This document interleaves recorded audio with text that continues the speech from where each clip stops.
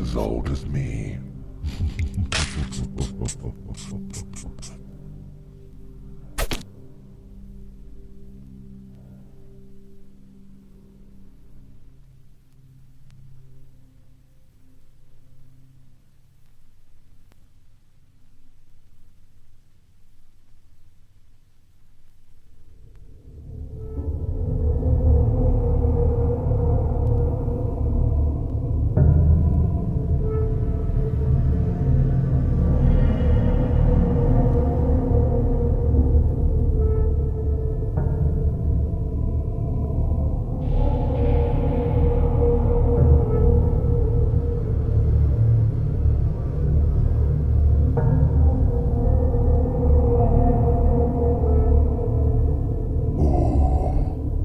I remember you. Back for more, are we? Good.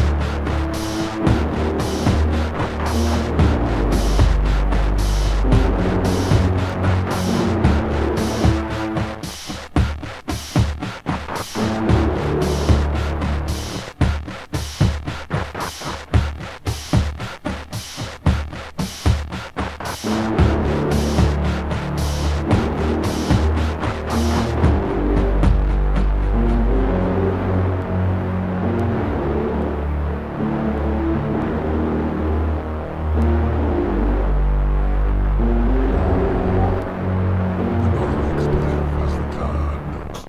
Welcome back.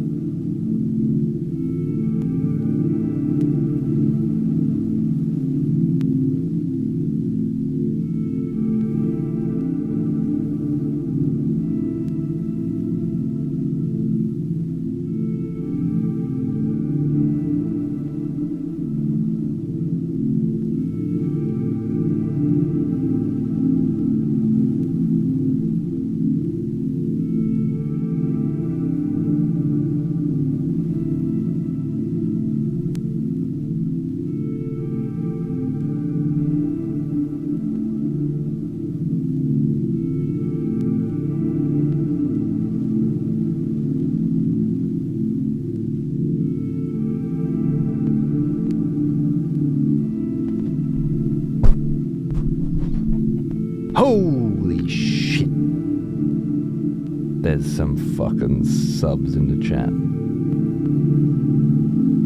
Man, Doodly. The first bitter taste of that terrible illusion. Hope. How are you, brother? Good to see you, mate. What's going on? You got the rum and coke cracking, Zeph. Nice. Get into it. It's a bit too fucking early for a rum and coke for me. But Saturday night, back in that garage, just you wait. Hi, Haiku. $10 up. What a legend. Thanks for the 107, man. What's going on? Good to fucking see you, brother. Hope you had a nice weekend. Or are still having one, perhaps, depending on your geographical location. It's good old Monday morning here. In autumn meets winter fucking Southern Australia. That was better timing than I thought, wasn't it? Hi.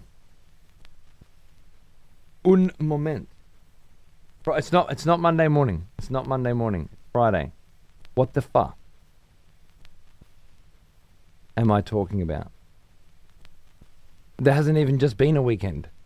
It's just been a week.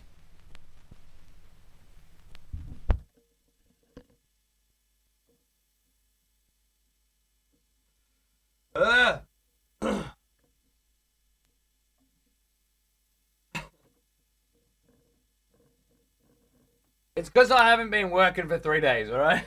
You were wondering?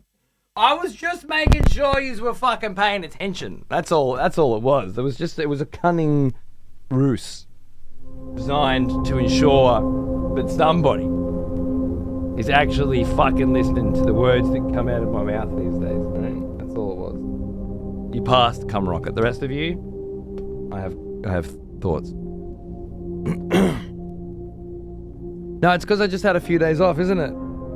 To spend time with a friend and fam, and a rough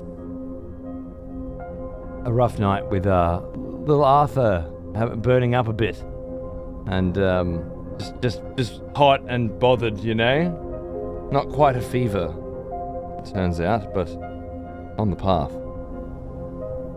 My weekend is during the week, so it's nice to be remembered and nobody listens. Yeah, fair. I got you covered. For all the midweek weekenders out there. Mono's a midweek weekender. I was once a midweek weekender. Because it's better to work this gig on the weekends, you know? Cunts are around. It's the right way to do it. But once the family fucking kicks in, it's like, oh, you need the weekends, don't you? Do shit with the fam. The painful catch-22. One of many in the creator career. Apply the sacred unguents and recite the incantations, and then apply motive force with a wrench. I love it, bro. You're an admech at heart.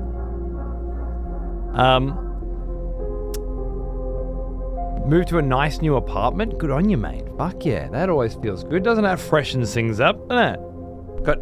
Is it a new area as well? You got new shops to go to? New takeout joints? Hey, Broly. How are you, mate? Yes, this is a lovely vinyl. This is a Signalis vinyl. I only played through that game the one time. And it feels like the kind of game that demands several playthroughs. I should go back to it at some point. I'd like to anyway. For now, the music and the memories will have to be enough. All new everything? Yeah, that's what you like. That's what you like. New streets to learn, you know. When I moved here 4 years ago. Here's an old love those fresh new smell vibes. Hey, there he is. There's Mono right now. I was just talking about the midweek weekender fucking shitlord himself. Who was painting Adeptus Mechanicus this morning, I believe. Two things are certain in life. The machine's spirit and this channel subscription. Look at that motherfucker. 110 a month. Sexy bitch. Good to see you, mate. Well, hope you're doing well. Here's an old one. Mister? Almost as old Banging in 3 months in advance. He said, yeah? Fuck it, I'm sticking around. Good on you, mate. Thank you very much.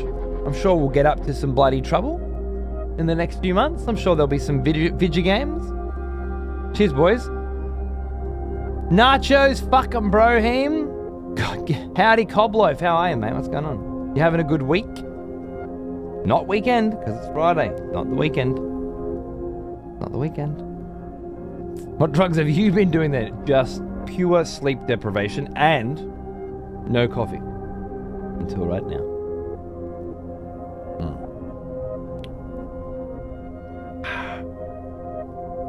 First sip of the day.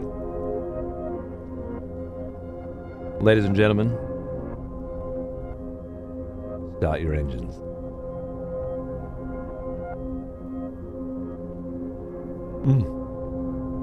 Had a good painting morning. Getting the rest of the boys painted up now. Always got all the little dudes done. Yeah, good, mate. We're doing good. We're doing good. I was showing off your collection to Mark yesterday. Oh, day before yesterday, he was playing some AdMech as well. And he bought his first pack of orcs yesterday. And another one takes the plunge. The first precarious step that we all know so well.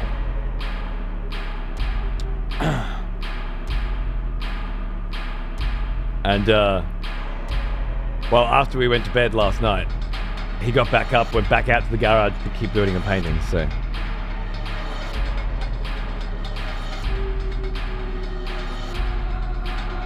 I'd say we're good. Orcs not bad. That's exactly what he's always been an orcs kind of guy. Had one character in World of Warcraft. You know what I'm saying? That's it. So orcs were always going to be on. Seems to have a real interest in the Astra Militaris as well. Loves the ships and the tanks and the vehicles and the whole, the Cadian boys and whatnot. But orcs first. And then yeah, with 11th coming with orcs, was like, this is kind of a good opportunity. They picked up a little pack of Gretchen fuckboys, some shit. I don't know. Podnobs, Bob Wobs, whatever they call them. Whatever those little cunts are called. They're not boys, and that's all that matters. Just to start, practicing. Apparently they're actually really good units that every orc player uses because they give you CP per turn when they're holding an objective. Just having them on the field is well worthwhile, so they'll go nicely with whatever the fuck the 11th edition set comes with. How's your dad break? It's been good, yeah, it's been really good. Not enough sleep, but good fun. Good fun, hanging out with the mate. Lots of Space Marine 2, movies, TV shows, hanging with the kids, good food, and trips down the shops, just living life. Absolutely incredible. I'll be back, I guess, on Sunday full time.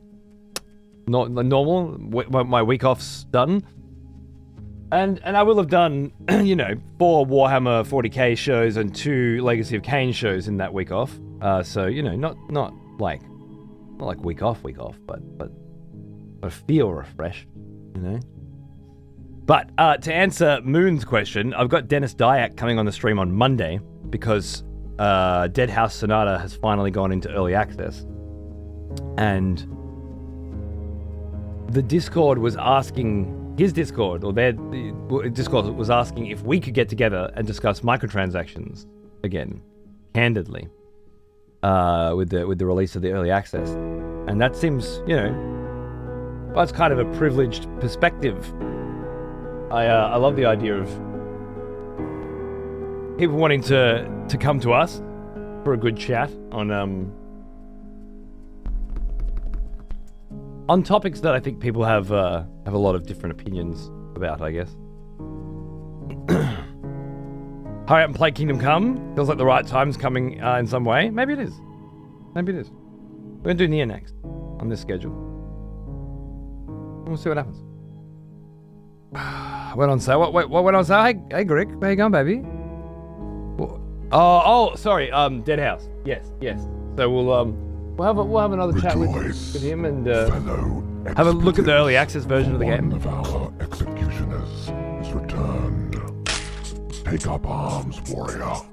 The battle rages. Irish Dave, you fucking cunt. What's going on, mate? Executioner for... Whew. I remember you. Long time, sir. back for more, are we? Thanks, mate. Good. Couldn't do it without you. Couldn't have done it without you. Couldn't keep doing it without you. Thanks, buddy. Yeah, crazy. What's going on, dude? Thanks to Sacred for my gift sub. I'm sure you've already spoken about it by now, but have you seen all the crazy new shit coming to Path of Exile 2 at the end of the month? No, I haven't seen any of it. No, you're the first person to mention it. Shit. Fuck. Cunt.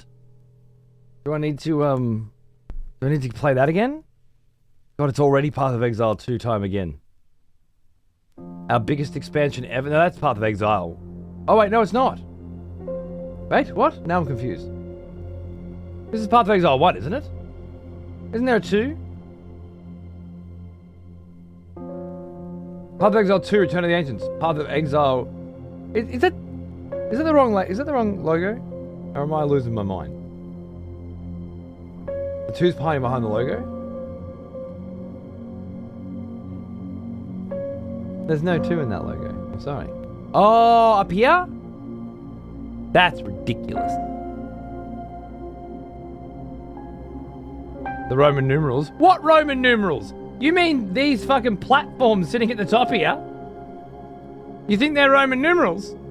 You can't see 90% of them.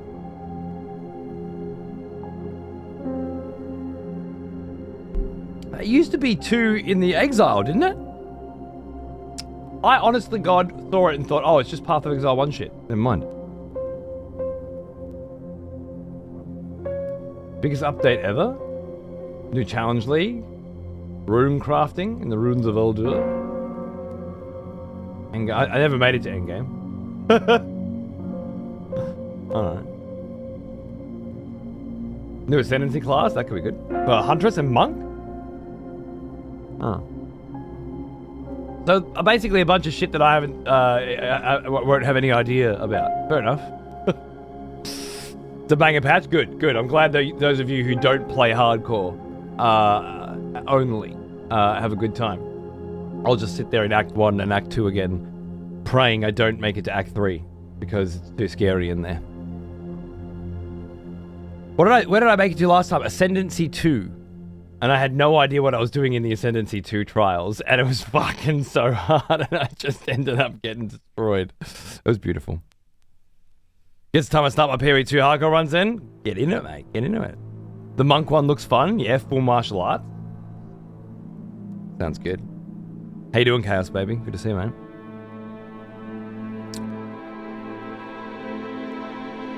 Yeah, it's all endgame stuff. You won't see. Okay, yeah. I got there. Nice.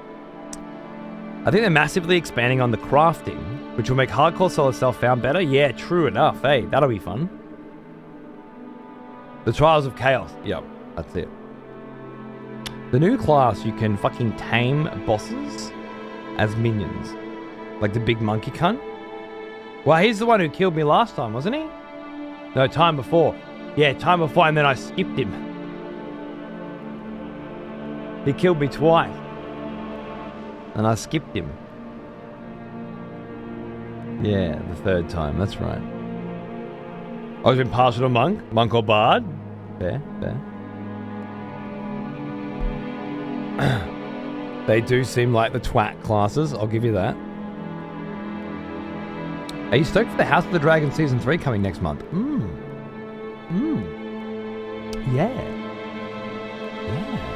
I've got very nice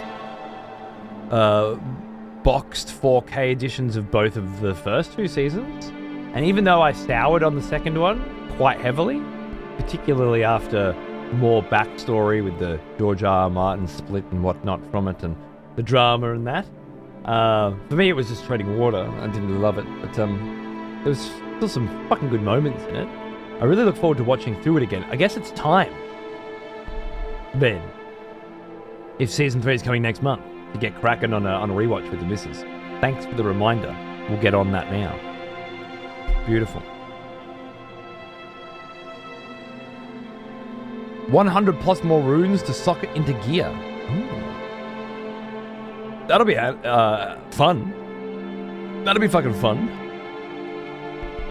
I'm keen on House of the Dragon, but the other show with the big cunt I much prefer. Yeah, Night of the Seven Kingdoms, right? That one, I wouldn't say I prefer it. Exactly. Is that my boy?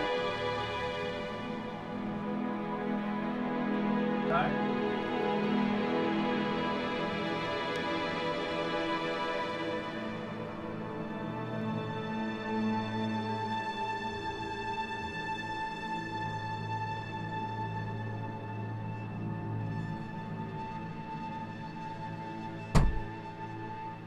Door's just opening up by its fucking self. I thought the baby was pushing it.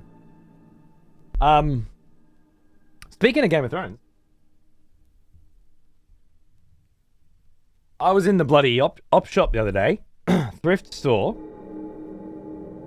Rejoice, fellow expletives, for one of our executioners Mayo! returned. Take up arms, warrior. The battle Executioner! rages. I beat Peeve in the top 20 by 200 points in a challenge fighting 2 Hemlocks. I'm 17 and he's 18. Oh shit. You gotta add him on Steam, man. You're not on his lists. I saw his lists the other day, but I guess you guys are competing in the world's best now, so hardly matters. He was tweeting about that 2 Hemlock fight last night. And I was like, wait, what the fuck are these cunts doing? Unreal. Congratulations, sir. Keep that cunt on his toes, mate. Good on ya.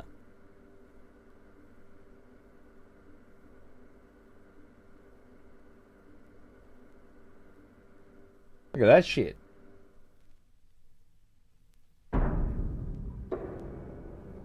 Very cool, right?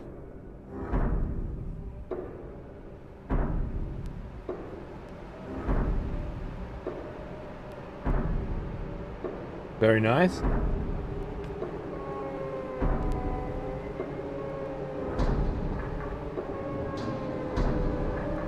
Whoop.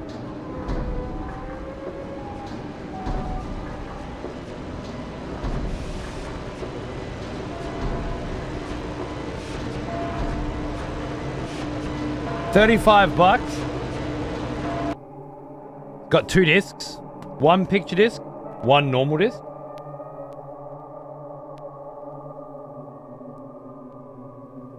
And hey, the other one as well. How's that? And so it's not there anymore. There was a sticker in the bottom corner that said 2 for $40, but it was clearly not from the op shop. It was clearly from the original one. And I was just being cheeky with her. I said, is this 2 for $40 bargain still going? And she's like, yeah, right, I can do that. So fucking choice fucking newly recorded versions of every banger in the entire fucking Game of Thrones series as far as I can tell. Reigns of Castamere, that's the first one I put on yesterday. All for $40, huh? What a banger. I was happy with it. Got a bunch of Blu-rays as well. I'll probably do a quip on Patreon, because we did a couple bargain hunting stores just doing the rounds over the last couple of days, and yeah, got plenty of fucking good Blu-ray. Finally got the Two Towers and Return of the King DVD special editions with all the appendices. I got Fellowship last year, but I couldn't find the others. Found them yesterday. Bang bang. David Hayter's coming to Puerto Rico for a con here. I'm going to get him to sign my MGS1 vinyls. Bro, look at you. Cheeky fuck. I'm jealous. Good on you, mate. Bloody lovely. All right. I guess we should get going. You know, we should get cracking with what very well might be the fucking end of Legacy of Kain. Well, the end of Legacy of Kain Defiance, which is the end of the Legacy of Kain series, not including Ascendance, which no one is including. So this could be it. Keep switching between these 2 new controllers I got on Monday, by the way. These GameSir controllers. Holy shit, they are fucking nice. They are fucking nice controllers. I was playing last night with a clipped trigger and a squish trigger for aiming and shooting. Just experimenting with all these different fucking functions on it. I gotta say, fucking banger for the price. If you're looking for new controllers, fucking check out the new kids on the block. Fucking feel good. Was the censored shit or something? Oh man. I haven't played it obviously, but fucking it has been vilified. 23% positive. Mostly negative. Look at that shit. I found one positive that opens with, "This is not a good game, and I'm telling you to still buy it."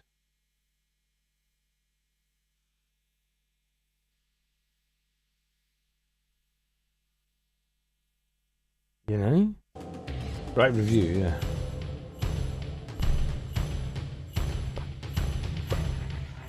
Got little Arthur a wooden xylophone yesterday in the shop as well. He's loving that. Took him about 1 day to figure out how to use it, and now he's fucking running his thing lovely. Also got my first Kill Team core book yesterday to go with my Kill Team box I bought some time ago. So I can actually start learning a new version of Warhammer 40k now, which is going to be super exciting for me.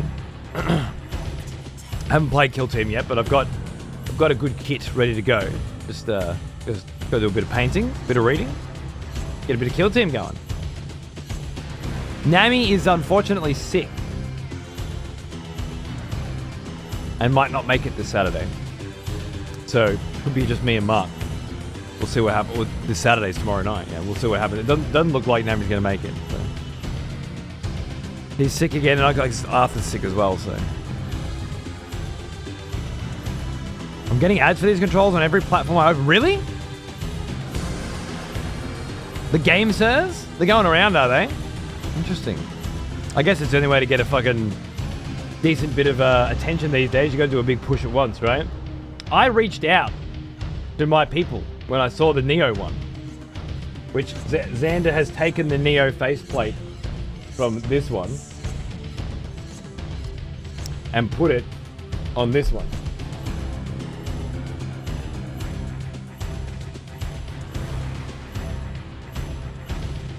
You notice how I took this one off the charging dock and it turned on? If I put this one back on the charging dock, it turns off. Disconnect. And then this one still says battery low 5%. That doesn't make sense. Unless it's not charging. Why wouldn't it be charging? It's been charging all night. It must be charging.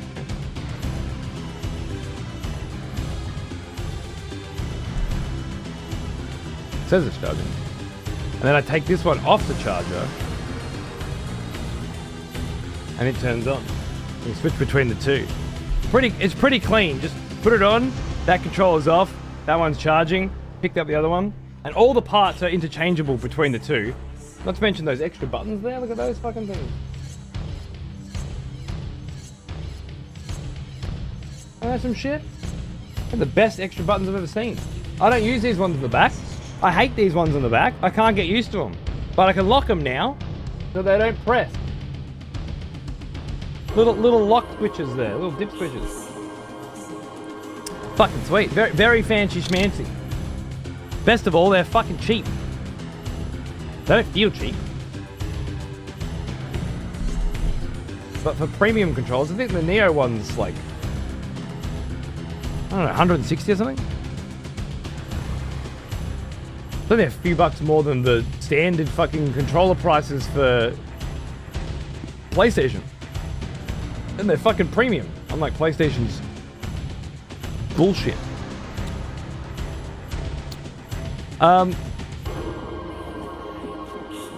Just pissing yourself off going into reviews. If brains were gunpowder, those cunts wouldn't have enough to blow their nose. Oh, absolutely. I was just making a point. You can certainly use those. I was in the reviews earlier today, actually, looking at another one, and it was Company of Heroes 3's new DLC. I was curious what they were saying about the new DLC. And it was just a bunch of cunts asking the devs to change things. But What do you think these reviews what do you think this section is for? Did it not occur to you that the review section on the Steam page is not I beg the devs to make specific changes that I want, not considering balance as a whole? There are still forums, right? The reviews are just pointless. I don't get it. Well within the smash without guilt range. Well within. Their head is just a space to store their teeth. Yep, sounds about right. Speaking of smashing controllers, I saw, and it's a shame that I saw, but now that I've seen, I know. And as I'm the only person really still throwing controllers, I guess it doesn't matter much, but the Steam controller, which I was not able to buy because they sold out before I had a chance. That every 5 or 6 times you drop or throw the Steam controller, it throws a Wilhelm scream out at you.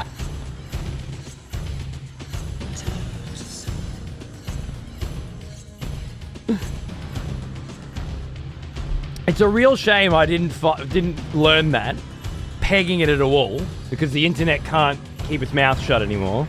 But here I am, not keeping my mouth shut. So, yeah, that's good. It's good shit. It's good shit. But of course, you open Twitter on day 1 of the Steam controller's release, and you already know it. You know, immediately fix your. It would, wouldn't it? Because you fucking throw it across the room.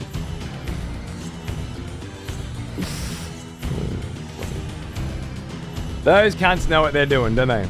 I'll buy one of those controls and give them a good test soon as well. But this bang is good. Charging docks alone. That's where it's at in the new world. Gotta figure out what's going on with the battery on that one though. Just keep popping up with the 5% low battery. I don't know what that is. I don't know what that's about. I might try and plug it in directly and just see if it changes. Now it's connected. It's good.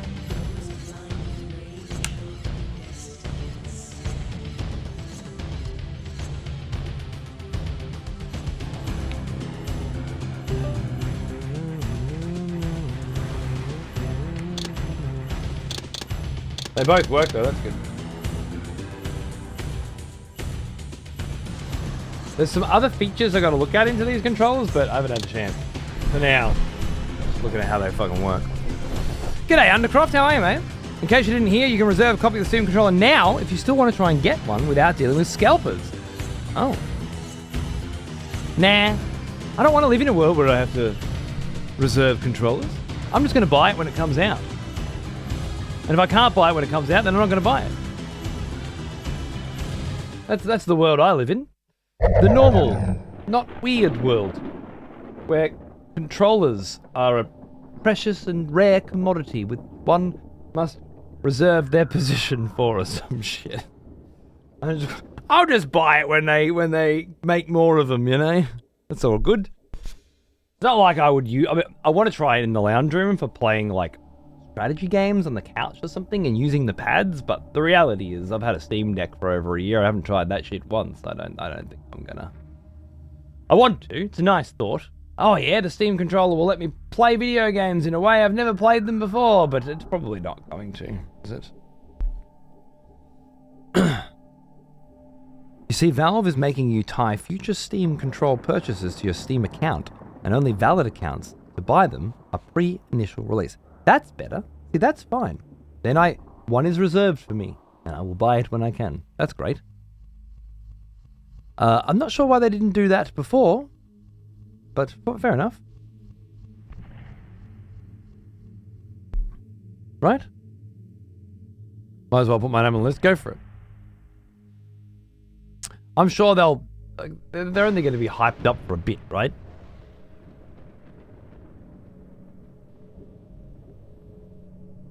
Has it been a week already? Since I disappeared, or? I did a stream on Monday morning and Friday morning. Today. Because I can do a stream in the morning. My mate's over, but we're hanging out in the evening, right? Like he'll just pot around in the morning. That's all right. It's the evenings where it's Ah, yes. where I don't want to be The busy. smell of proper devotion. Jürgen, g'day, mate. Welcome back, old friend. How are you, brother? We've missed you. Thanks for 3 fucking years. Thanks for hanging out in the VOD channel. Thanks for just generally being an absolute bloody legend, mate. You know? Appreciate it. God, there must be a lot of extra skins. Right? I haven't found half of them. Right, so where the fuck were we? I'm thinking.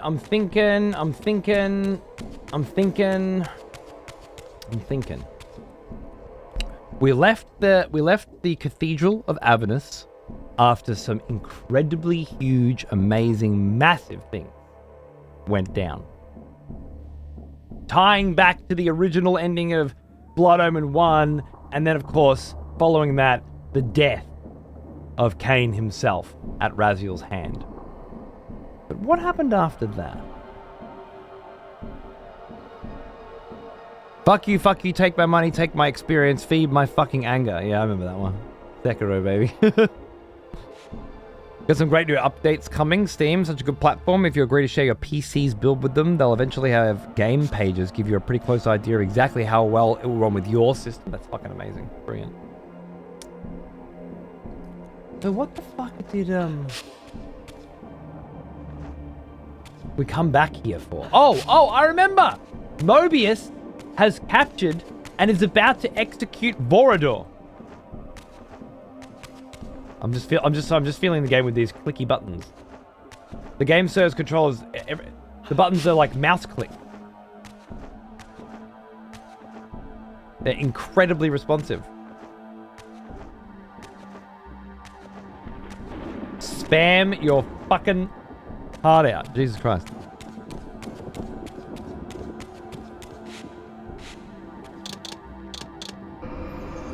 I don't know where I'm supposed to go, but maybe it's there. Let's try. Mobius just ran off, threatening to execute Vorador, right? So we're gonna roll from there. There's something more important than Mobius? The Elder God, who Mobius has been working for,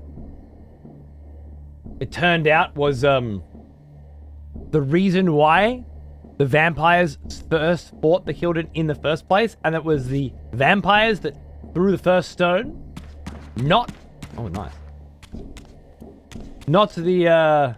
Hilden. Maybe that's the more important part. Wait, am I going back this way?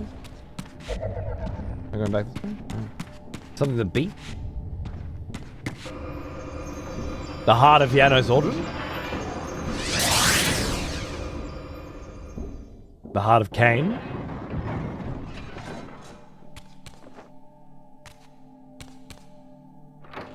Rejoice, fellow expletives, for one of our executioners is returned. Take up arms, warrior. The battle rages. My very old, soon-to-be very rich, beautiful friend. How are you, Charger? I may not be here for more than 5 minutes in a month, but I'll still sub as long as I can. I really appreciate that, Ben. Thank you very much. I feel like you're here a lot more than 5 minutes in a month. I think you're selling yourself short, mate.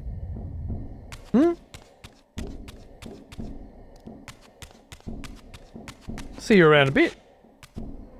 Checking on the way to work. Fair enough. Well, thanks, my friend. Hopefully, you know.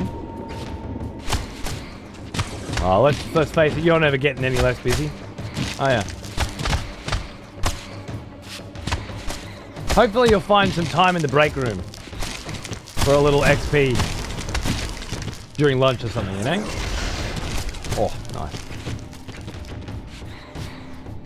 Thank you.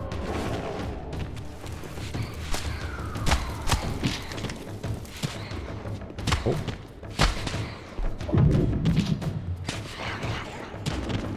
Vampire? I'm much more than that. You, get up there and stay there. You, come here. Up. Down. And then, boom. Yeah. That's what you get. Absolutely. Very crunchy.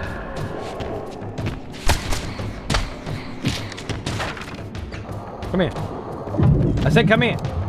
I said come here. Fine. Gotta figure out how to stream it during procedures? Yeah, dude. Fucking in there in the operating room. Bit of excessive profanity in the background. I have been told by others that I calm the nerves. You know? Steady the hands.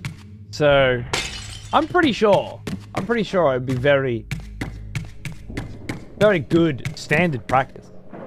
Really. To get an excessive profanity stream in all operating rooms across the globe. That's my dream. And through you, Dr. Charger, we may make it a reality yet. Oh, a lot of motherfuckers down there. Hi, boys. Hello, hello, hello, hello, hello, hello. Hi! That hurt. Get out of here. Hoi! Boom! Get out of here. Hoi! Hoi! Ah, you saved your friend's life. You know that? Not him. He's dead. Oh wait.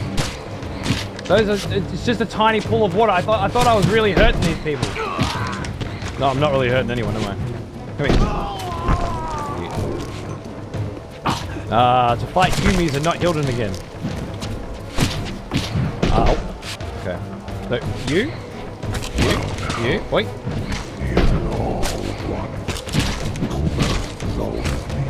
Gotta get, wait. Gotta get in there. Nice, come here. Yummy. Little snack. Little snack! Yes. Yes. Yes. Yes. Yes. No. Yes. Yes. Yeah, no. Yeah, yes. Yes. Yes. Yes. Yes. No. Yes. We take those. Oh yeah, I've got stronger TK now. Boom. Oh, that'll do it. G'day, Shepherds, you fucking legend. What's going on, brother? How are ya? 68 months. Thanks, mate. Good to see ya. It's Kain time, you fucking know it. Well, not Kain. We killed Kain. Ripped the fucking beating heart out of his chest. But it's Raz time, and we have Kain's telekinesis. If I found out my surgeon was intending to watch an excessive profanity during my operation, I'd request a new surgeon. Now, Nachos, we both know that's not true, isn't it? You knew that the man or woman charged with bringing you back to life had the kind of great taste and principled discipline that can only be had by an excessive profanity viewer. You'd know you were in good hands. Okay? Of this we have no doubt. Right? Boom. Oh, Raz is just elite right now. This skin, that's why I changed this. This skin just screams, I've evolved. I've ascended, right? I don't need them throwing a scalpel in sympathy for your 700th death in Boshi. Wouldn't be the worst way to go though, would it?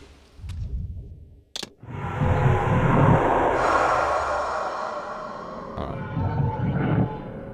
Back into this form. This is a vibe.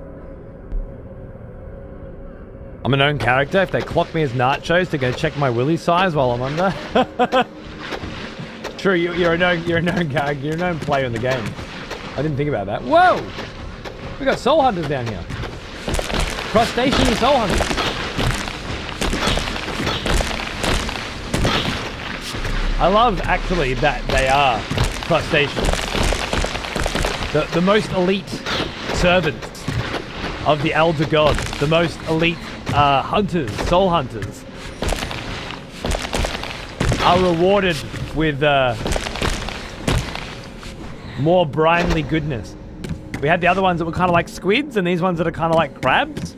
So the generals of this enormous fucking tentacled creatures fucking army are crustaceans and sea denizens. Very nice. Very nice Call of Cthulhu kind of maybe more I don't know, relayer. Woefully uneducated on my Lovecraftian lore. But whatever the fuck was under the water in Shadow over Innsmouth, it feels very much like these motherfuckers drew from that. It does fit, yeah, right? As a Raz evolution. I agree. Whoa! Excuse me. Can we? That was collateral damage. I can't do anything to these cunts. They're like super elite. Children possessed creatures. Oh, there we go. Does that work? Yeah, we got it.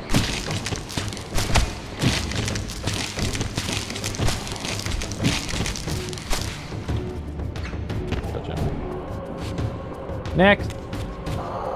Get the fuck out of here. I said get the fuck out of here. Are we going down there? Oh. Okay. Equip the Earth Reaver to be heavy underwater. Ah, shit! Ain't that some shit? I would never have figured that out if it didn't write it on the screen. And in basically every other game but this one in this series, they would not have written it on the screen. I can assure you of that. Oh. I think I have to drain the water to get that. Maybe?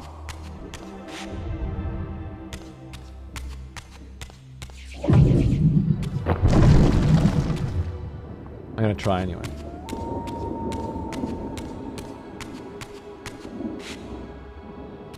Oh, that one. That one.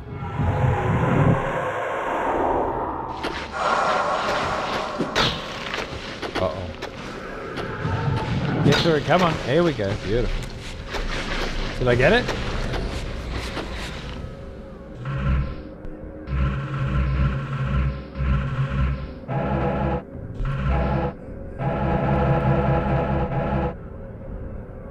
We got that one last time, so it must be Vampire Concept Sketches from Soul Reaver 2. Wow. Okay. More Castlevania. To me.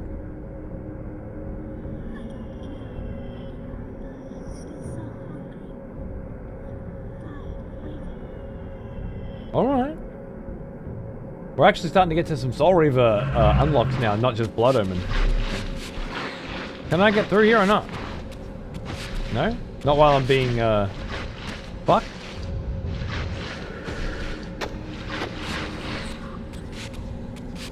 Oh, some target lock, that's it.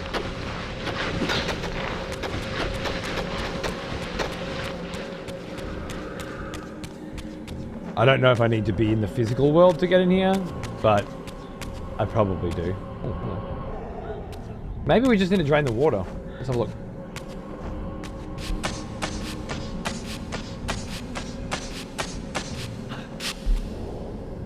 Lobsters only die when their shells grow too hefty for them to shed, so crustaceans fit as an immortal critter of sorts. That's interesting.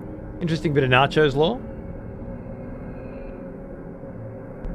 All your wargaming has me drawn back into 40k and fielding a death corp of Krieg army with Arctic camo paint scheme to be evocative of their nuclear winter hive world.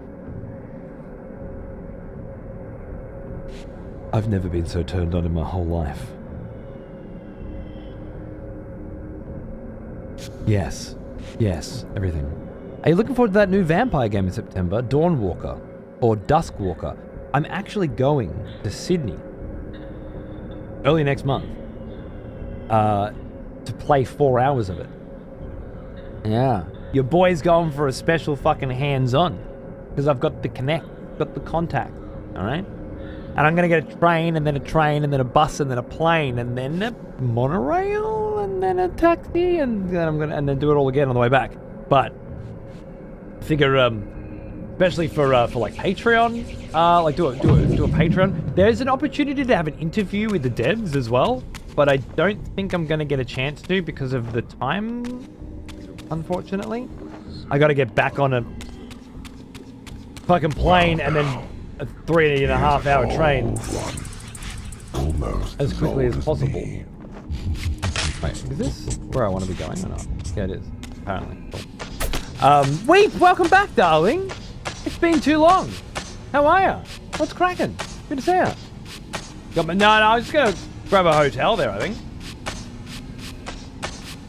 They're paying for the flights and everything, so it'll probably be, what, a couple $100 to get a hotel for the night? Not ideal, but it's not crazy. And then just, oh, I know where we're going. And then I can just walk to the interview in the morning nice and quickly, you know? You got engaged and all that? Hey, good on you, mate. Fucking bravo. Love to hear it. Congratulations. I hope you guys have many happy fucking years together and shit, eh? I'm recollecting that ex-Witcher dead. That's what I heard. Yeah. So, I'll be very keen to... I will say right now, I was very excited for it when it was initially announced, and I'm less excited for it now because of what I've seen most recently and a lot of discourse on Twitter over the course of the last 6 months. I just got the impression that it's going to be pandering to an audience, pandering to the largest common denominator rather than creating a specific tight niche experience. Which is kind of where Witcher 3 fell apart for me. I'm not saying Witcher 3 is not a good game or anything. Of course I enjoyed it. But there were a lot of places where it was just very, very mundane. A lot of systems that weren't fleshed out very well. I'm thinking about inventory systems and loot systems. I'm talking about the leveling system. Geralt of Rivia getting attacked by a level 23 drowner and dying. You know, Geralt of Rivia doesn't die to drowners, you know. Just so like continuity issues. And then just a general equipment and being arbitrary and pointless, and just like there was a lot of shit with Witcher 3 that just felt like it was targeting that mainstream fucking audience that don't really care about the details. And I do. I care about the details. In fact, it's the other shit I don't care about. You stick the Wild Hunt up your fucking ass. I don't give a shit about your stupid fucking Skeleton King fucking story. This is not CD Projekt, no. But I wonder if they will pander even more to the largest common denominator because you have to survive. Or so I hear.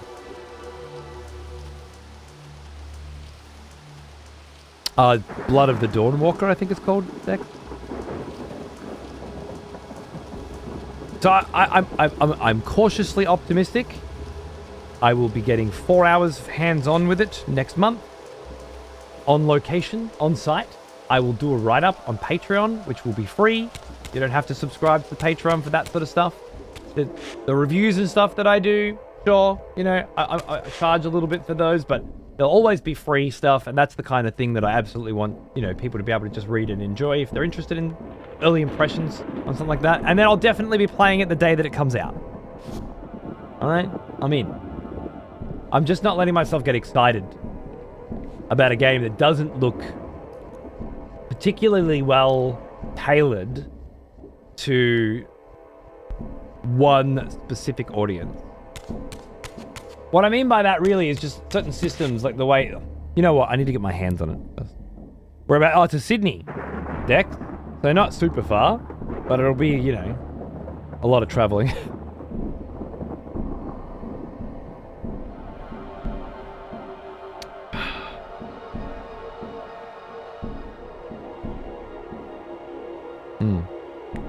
Who's the dev team? Ex-Witcher 3 devs is all I've heard. So I technically would be able to have a chance to have a chat with them next month, but I don't think I'm going to have time. So I might just have to...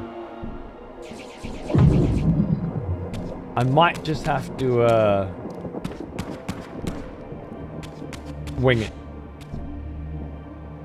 I had no idea that was being made here. It's not, as far as I know. It's just that we have a Bandai Namco team here in Australia, so I assume they're coming over to do a press tour. Couldn't pay me to live in Sydney neither. That's why I'll be getting the 3.5-hour train and then a fucking Airbus for 45 minutes and then a fucking 1.5-hour flight to fucking Sydney and then stay at a hotel, get up in the morning. My slot's at 9 a.m. So 9 till 1. And then if I did an interview after that, I don't think I'd be back here until... I don't even think I'd get back here that night if I did an interview. As it is, I'll probably get back at like 10 or something. And I don't want to leave the wife alone for more than a night. I don't want to leave her alone with the babies for a fucking night, to be honest, but... one night she'll manage. Oh, this is a big one? Can be. Can be. I could drive there, but that's 11 fucking hours. I don't think that would be more enjoyable than reading my Kindle, playing my Steam Deck on various modes of public transport. Yeah, thank you. I've said no to hundreds of opportunities to do things like this over the years. Last month before last was the Elden Ring Symphonic Orchestra in Sydney that I said no to. There's always these things, but ever since I had the kids, I stopped because I didn't want to be away.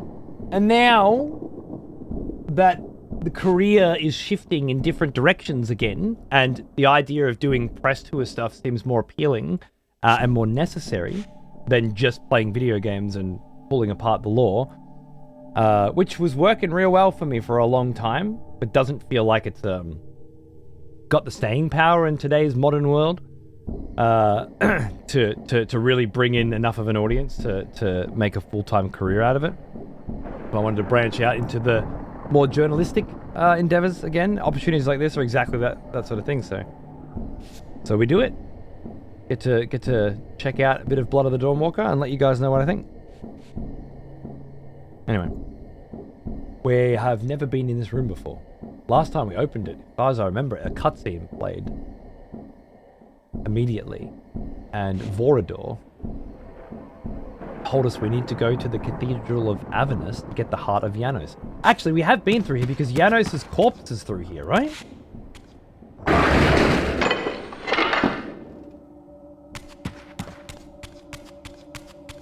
That one won't open. Janos' corpse is through here and we need to put the heart into the corpse? I think that's what we're doing. I think it's all happening.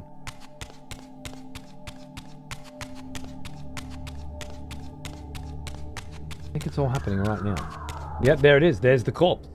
Holy shit. Australia's wider than the moon. I did not know that. There you go. We need game journalists like that in games. When I got out of game critique and journalism, I thought it was the right time. And now, getting back into it, I think it's the right time. I feel like there's a place for a perspective that is an angle like mine. I can still take sponsored gigs, I can still be a part of the industry, but I don't feel like I have to be sloppy about it. It used to feel very gross to me to do that sort of stuff. Now, I feel like I've been able to, after many years of working both as an industry professional and as a cunt bag streamer on the internet, content creator, I feel like after 2 decades, I'm able to blend those things together, perhaps in a way that doesn't make me feel super icky and doesn't create disingenuous content for you guys. The last thing I would want is for you to feel like you can't trust my opinion because I'm glazing shit or something like that, you know? I've always been a straight shooter, down to earth. This is what I think of a thing, regardless of any external factors, and I want you to be able to feel like that's always the case. So long as that's true, then I think I could do it. I think we can make something of it. And then still do cool fucking playthroughs of old fucking games and enjoy, you know, pulling apart the artistry of this industry as often as possible.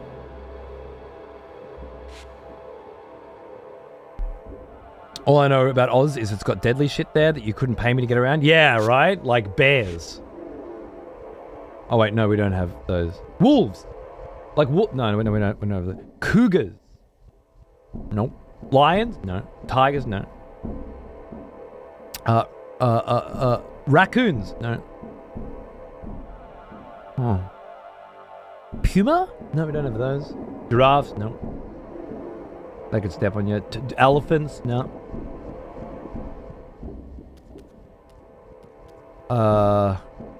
Yeah, well, you know, honestly, we got snakes and spiders. It's a good thing we're, you know, 6 feet fucking tall, isn't it? Because I can kill a snake with a shovel. And I can kill a spider with a flamethrower. Well, I don't know what I need to kill a fucking bear.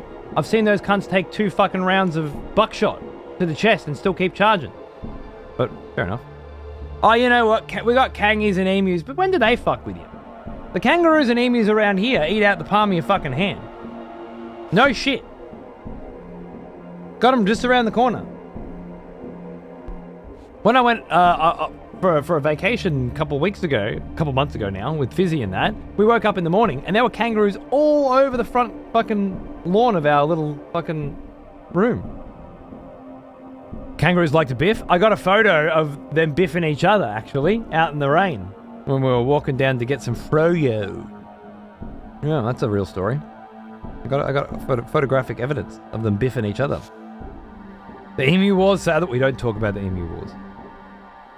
It was a one-off thing. Crocs? Yeah, fair enough. Fair enough. North America is full of shit that will snack on your ass. Exactly. Exactly. Back from war. That's a scary fucking place. Good. Even Crocs. It's like, okay, don't get too close to the water, you know? Wolves? A pack of fucking wolves? What the fuck do you do about that? You hear that first howl, you know you're dead. You fucked. Shouldn't have come to the forest or wherever the fuck you are. You ain't getting out of it. Crocs, they can move across land pretty quick, but you got to get kind of close before they'll start to try and do that. They don't roam away from the water. At least not to my fucking knowledge. Coyotes, yeah, they'll fuck you up too. Or either a wombat will fuck you up if you run over the cunt. Yeah. But otherwise, I don't see how. If a wombat will fuck you up, that's a you problem. A wombat would not fuck me up. I would fuck a wombat up. Okay? Just give me a golf club, baseball bat. I'll fuck a wombat right up. Mountain lion? Hungry ass female mountain lion looking out for her cubs? No, I don't think so. I don't think a baseball bat's gonna get the job done. The guy in the video that punches a kangaroo screw with his dog is a laugh. Yeah. There's a few. Instead, we have ants small enough that 200 can fit on a 20-cent piece. They'll make you feel like you walked into a volcano. All right, fair enough. They're a little bit owie, you know? A bit owie. Make you feel like you walked into a volcano and rip your head from your shoulders. Just shouldn't be in the same conversation, and yet here we are. Monitor lizard. Well, I'll take your word for it, Dragon Sage. If I come across a grizzly and a cubs, yeah, exactly. No, you don't. I don't want any of that. Crocs are lazy as fuck. You're on croc land and do dumb shit near the water. That's on you. That's what I mean. Wolves and cougars and pumas and fucking bears, they track you through their fucking environment. You know what I mean?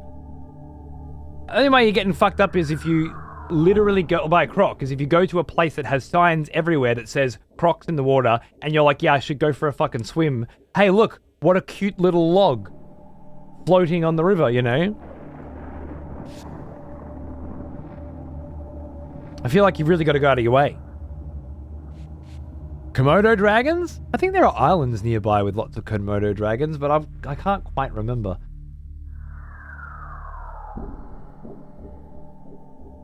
Alright. We have the heart of Janos Aldrin, finally. We got it from Kain's fucking chest. And now, we're going to use it to bring the last vampire back to life. This relic had come at so high a cost. My blood offering for the answers I sought from this enigmatic corpse. It was the price of my freedom, for which Kain had paid with his life.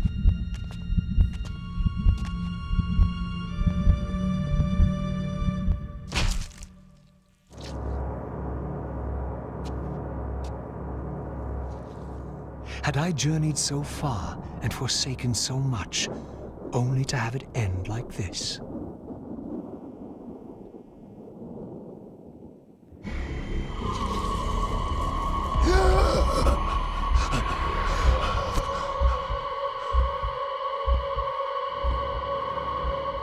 I remember. Raziel, the heir of prophecy. You came for the Reaver, just before the Seraphim found me. Yeah. You've been entombed here for 5 centuries. Your murderers are long dead. 500 years. And Vorador? Also dead. Your bloodline is erased. The age of the vampires is coming to an end. Then we must waste no time.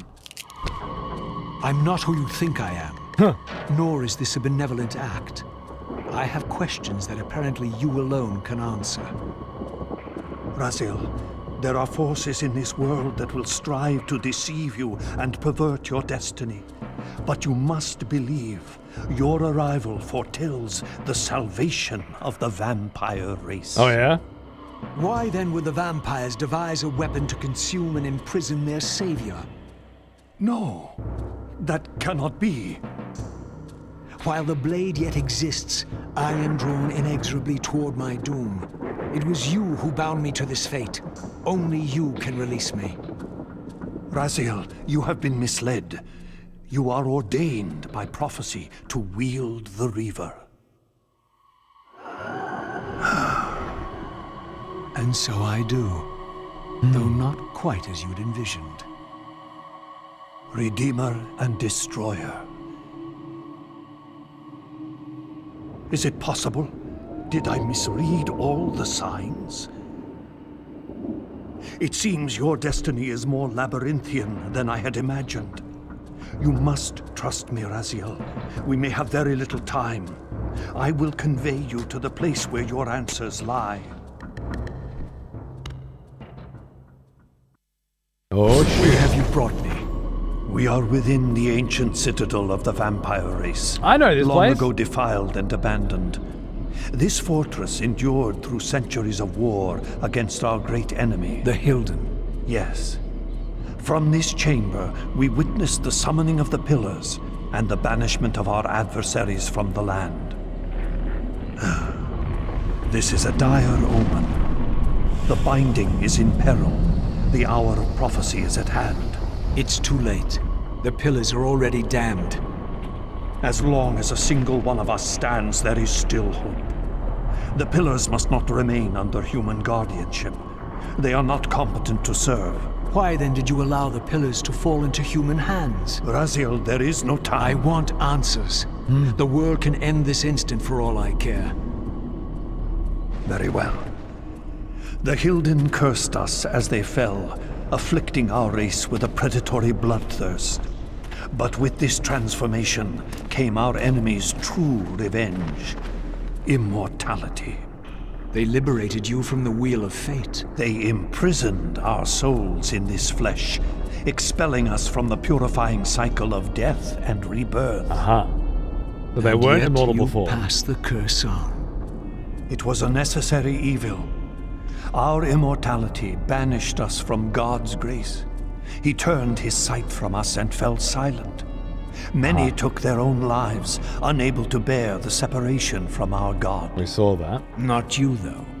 Curse or blessing, it is the price we pay to keep the Hilden banished from the land. To sustain the binding, we had to preserve our bloodline, and so we passed the dark gift to the human successors of our fallen guardians. They rebelled, inevitably, refusing the curse and seizing the pillars as their own. And so we come to our present dilemma. While mankind governs the pillars, the binding decays. The Hilden strain against the barriers of their prison, scratching to gain a foothold back into this world.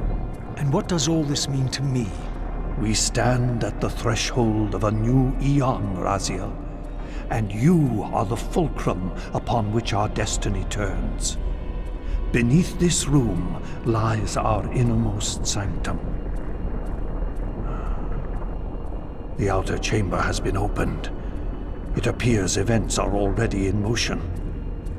This token is the key to the mysteries you seek. The one Kain opened? I cannot accompany you. You must face this trial alone. If you prevail, you will have your answers. And if I fail the test? Then you will not return. Oh, shit. The Golden Ouroboros. This broad golden talk was given to me by Janos to open the way further into the Guardian Citadel. Though its appearance imitates that of an Ouroboros, its unending cycle is broken, a fitting symbol of the vampire's fate, or perhaps of my own. Right, that's the key into the chamber. I'm not sure if that's the chamber that Kain opened and then got teleported by the Elder God. Once again, the old skybox, the new skybox. It's like they sucked all of the color and depth out of everything in the new version. So strange. So strange. Although not that strange. If you look at David Fincher's Fight Club restoration, 4K restoration at the moment, it seems quite popular. One of our Oh my goodness. executioners is returned. Take up arms, warrior. The battle rages. Battle rages. Mythic Striker, my fucking very old friend. How are you, mate? 102 months and a bloody executioner to boot. Thank you. I hope you had a great week. Hope you're ready for a nice weekend. I thought today was Monday morning, and I had just had a weekend. That's where my head was at this morning. I reckon you're going to be doing well. Comparatively. Excuse me.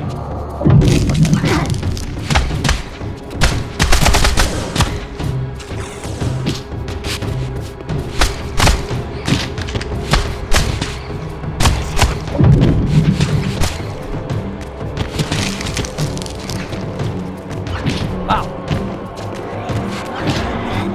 Oh, you up? No. Up. Up, man, up. Thank you. Hold. No. Up. Hold. No, you're not holding. There we go.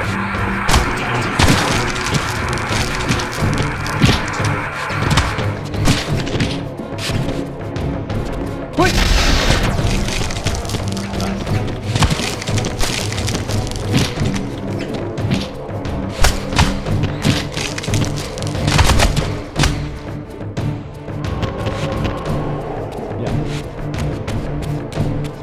What are you doing stuck in the wall?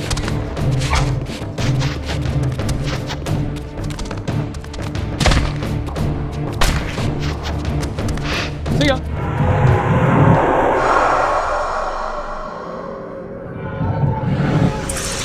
Shapeshifter like a mad guy. This is definitely where I thought it was. Oh, they're waiting. Here's an old one. Jarhead! Almost as old as me. It has been a while, bro. It's been a long fucking while. How are you, mate? What's going on? Hope you're living well. Welcome back to fucking Twitch. Or me, anyway. Maybe you've just been all over Twitch. Sucking everyone's dick.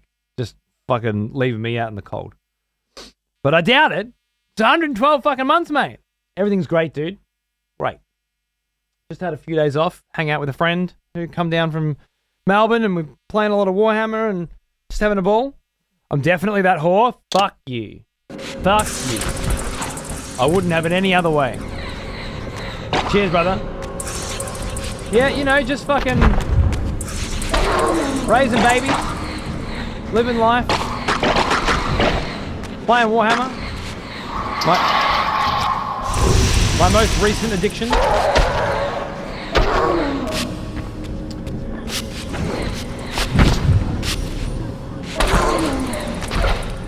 Doing some like old school playthroughs, you know, getting some old school games in,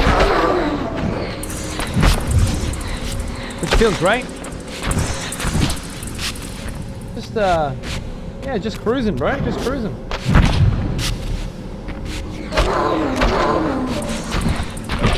Oh, for fuck's sake.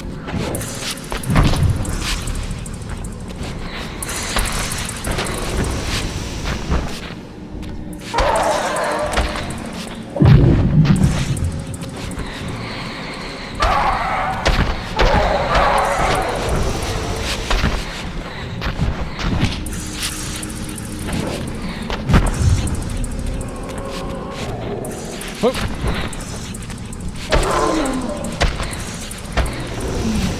He's got a bit of health, this guy.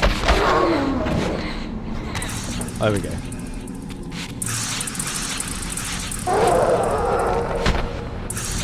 Fuck yeah, executed. That's what I was looking for.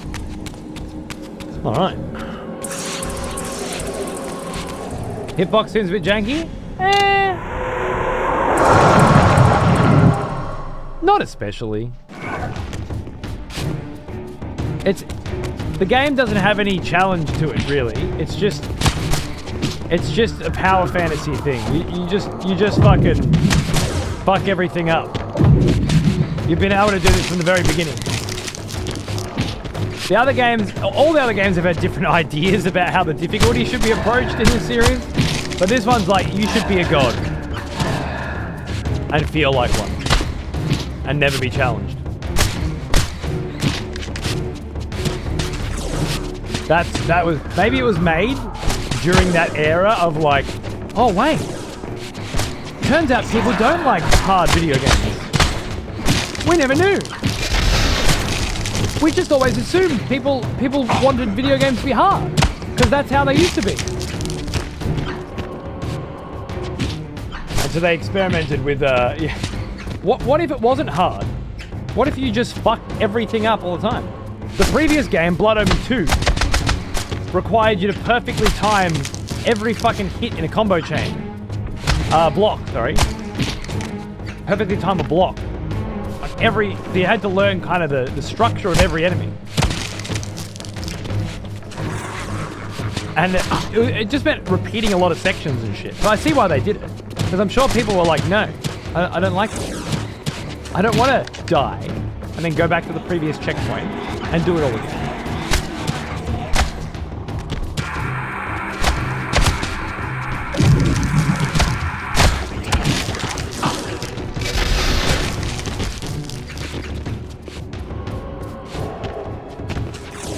So I don't feel like the hitbox is janky. I just feel like the whole combat system is janky. But also very smooth. The weird one.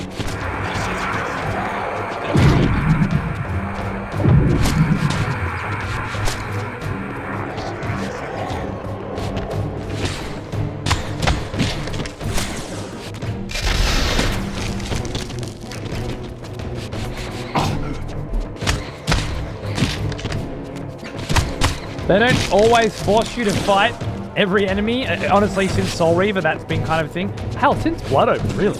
Just running past a group of enemies. And then sometimes you get a room like this where they make you. some reason.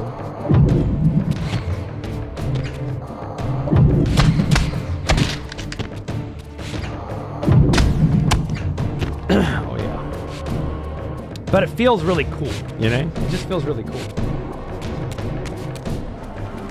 But I think this is the room they want me to go into.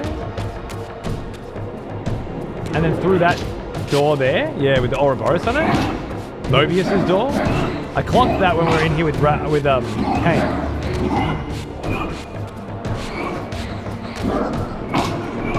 But I might just go out here real quick and see if there's a. Oh. I don't think that door's gonna open there. Oh shit. These cunts are from are they from Blood Omen 2? Or were they from Soul Reaver 2? I can't remember now. These are definitely a sweet callback though. Soul Reaver 2. Oh, hey Alice, how are you? Yeah. How cool. Ow! Look! Get fucked. Interesting. I thought there'd be like a collectible here, but doesn't that appear to be?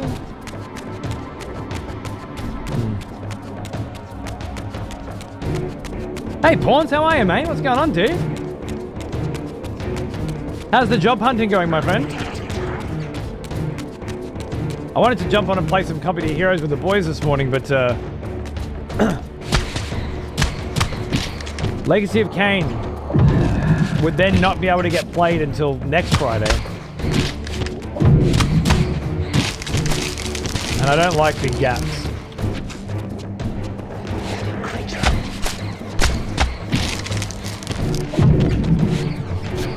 Excuse me. Alright, you, come here, come here. What's happening? Getting bullied.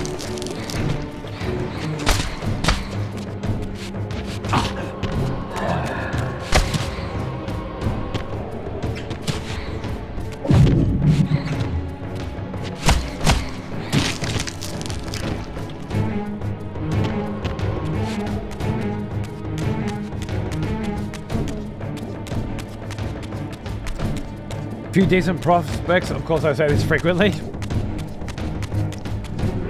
I hope you're in good spirits. Playing Final Fantasy 14, looking forward to the show this week. Oh, all week? Yeah, beautiful. Enjoy your FF14, my friend. I may have a sponsored gig to go back and check some more FF14 out soon. Should be interesting. Given my thoughts on 14 lately.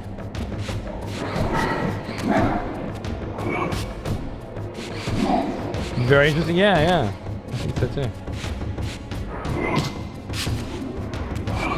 Excuse me. Fine. Alright, so no special teleport for us.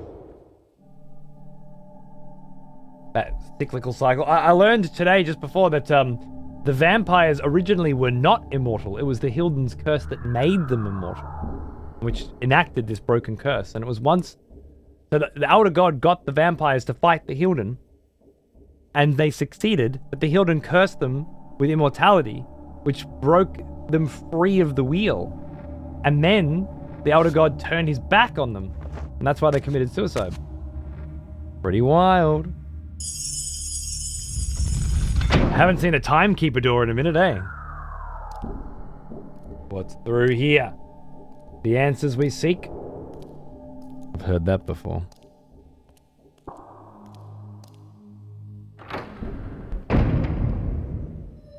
Right, let's go. Wow.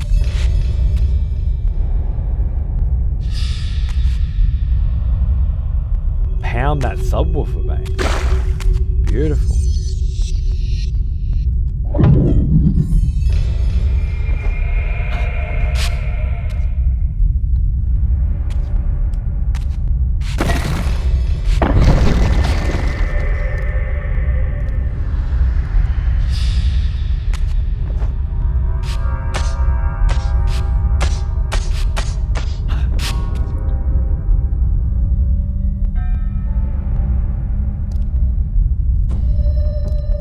This hallway doesn't have end of the Legacy of Kain series vibes about it.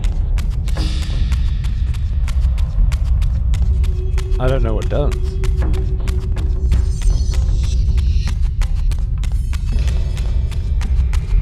I feel like I'm about to fight Gwendolyn. Ominous indeed, huh?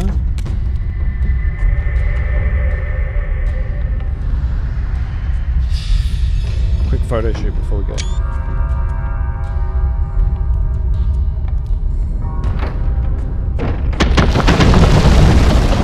I should have known I'd find you here. Here and everywhere, now and always. I am the wheel and its turning. I am the circle of life and death. And I am beginning to think the vampires committed suicide only to escape your voice. Do not forego my favor with your impertinence, Raziel. You have finally fulfilled your purpose. I am pleased. What are you trying to obliterate here, then? What is it about me that has you so afraid? Your fate is trivial, Raziel. It was Kain's destiny that mattered all along.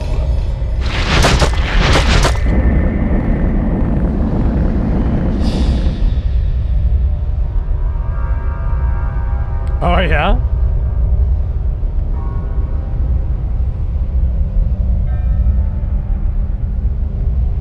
This room.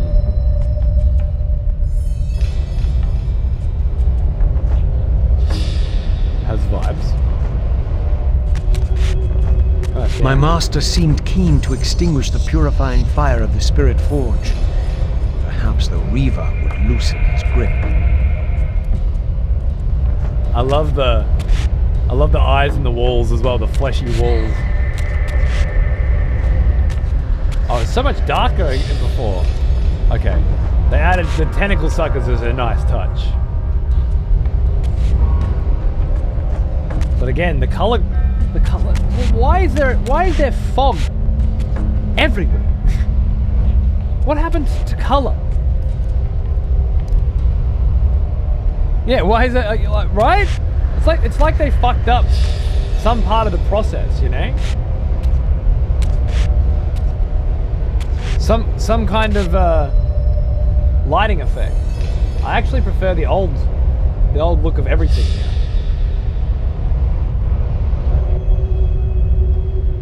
Oh, that's not bad.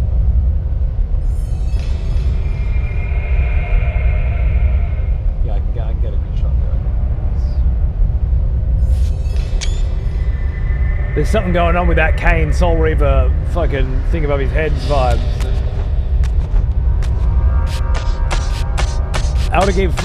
Yeah, I think it might be something to do with like volumetric lighting, some shit like that, you know? That light shafts and the way particles work and shit, they just like applied it.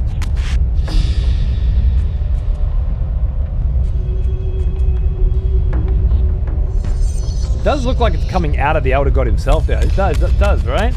He's fucking puff passing.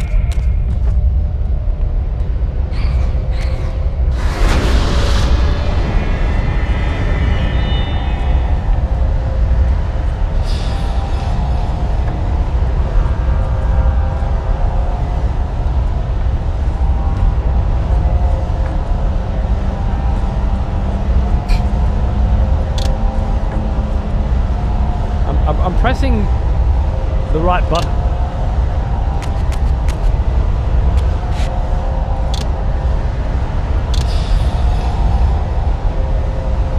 I think. Oh.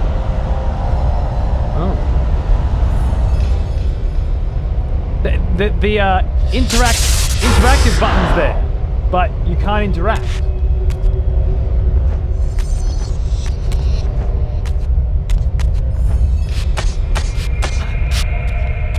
Odd. Maybe I gotta be quick here.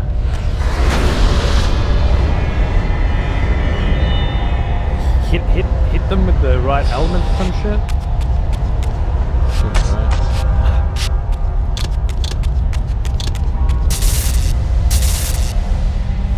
Darkness?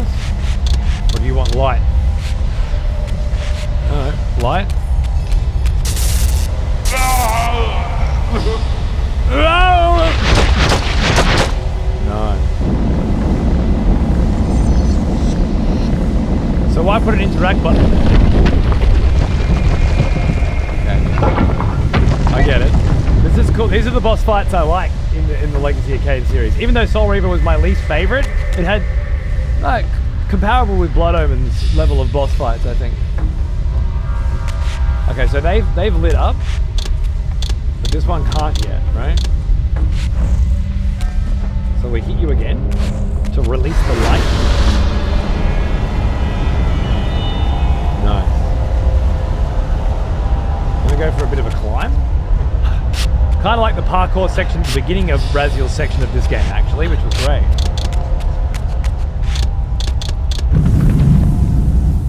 Make some platforms. Stop here. Whoa! Whoa! Whoa! Nice. What's this one? Water?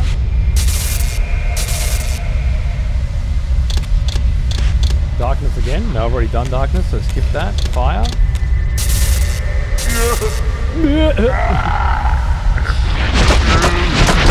Tony J is so good.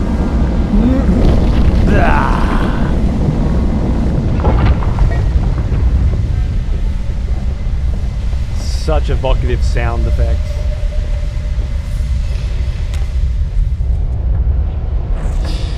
Some water here? And I gotta... Oh, I get it. Earth Reaver to sit down.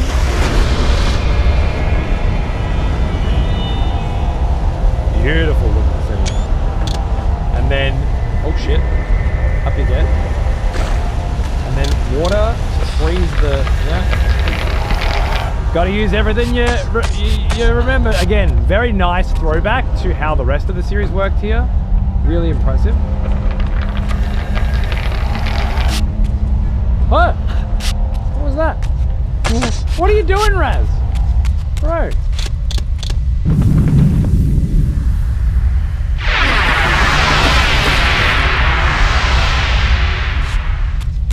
What? What? What?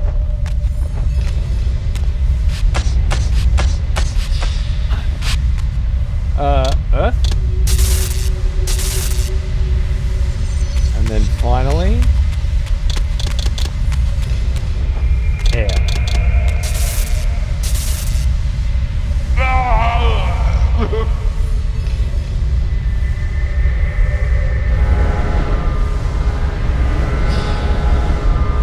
Now I can actually interact.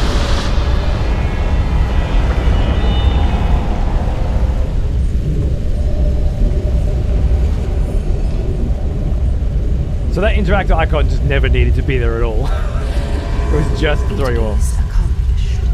The Forge summons the spirit of every balanced guardian to itself for this final purpose. Ariel, you. Yes, Raziel. Yet I am much more than I was. The veil is lifted from my sight. My spirit, united with the souls of my predecessors, is drawn here now for the final baptism of the blade. To restore balance, the sword must be rendered pure by spirit. Release me, Raziel. The Soul Reaver has the power. Release us all. Oh. For this we were called.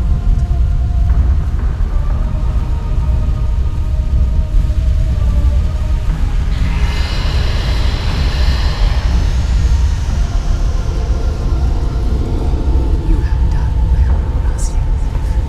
But there is one more trial for you to bear. You must unite what has been set asunder. Only then will the Scion of Balance be armed for his true endeavor. OG Kain? The Reaver now blazed with purified flame. But far from being enlightened, I found myself entangled in an even greater web of mysteries. What had Janos expected me to learn? And what of Ariel's cryptic message? If the sword was endowed for the Scion of Balance, for Kain, and he was now dead, what hope remained? I needed to find Janos and soon. It's got to be that Kain, Dreaded to think young what Kain's these still ominous alive. rumblings might portend.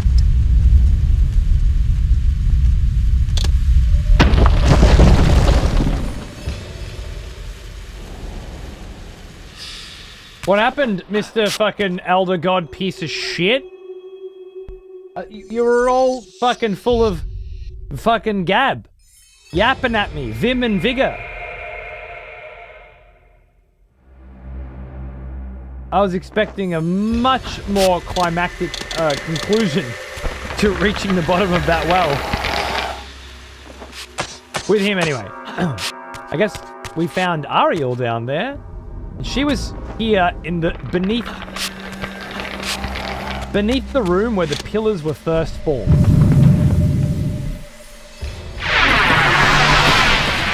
So that makes sense, it should be here.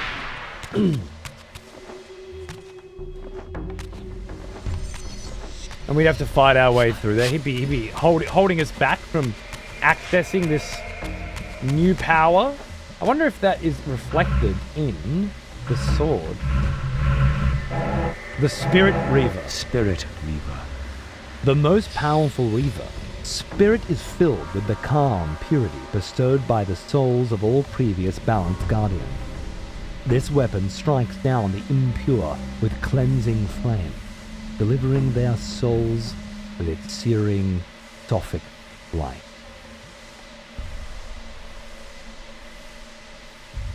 Major damage increase when charged. Splash damage to enemies in the area and kill some foes. Alright. There it is. Do I have a skin on the Reaver?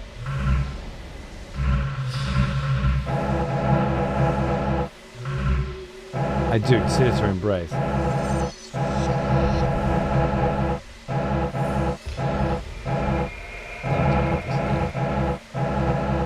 Wraith Blade. Requiem.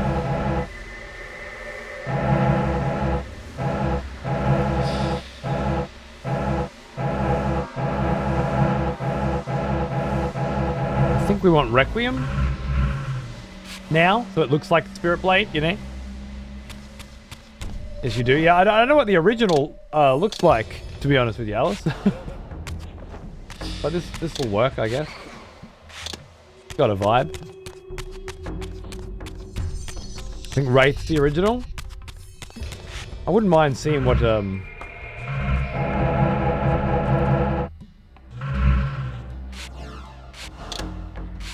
yeah, what the colors of the blade look like, yeah.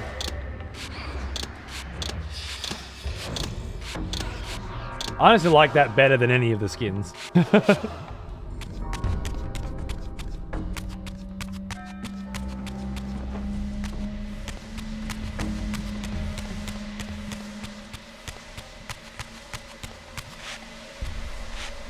Also, it's very functional. Alright, so that was the room to where the Balance Guardians, the Spirit Blade, was kept. Perhaps the most important imbuement. And certainly one that the Elder God himself was willing to protect personally. So whatever it does, it's rather crucial. The Spirit Forge, right.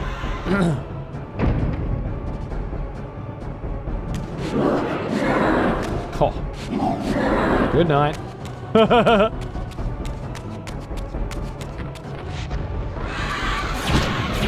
don't know if I need to fight a bunch of demons right now. Let's see if they block me off. Oh, we're going this way? We can go this way. We couldn't before. Curious.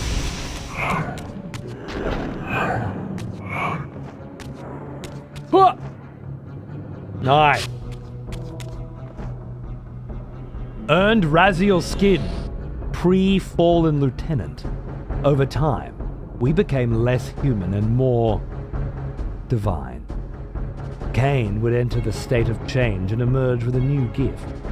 Some years after the Master, our evolution would follow, until I had the honor of surpassing my lord. This is the skin that he's thrown into the Well of Souls wearing.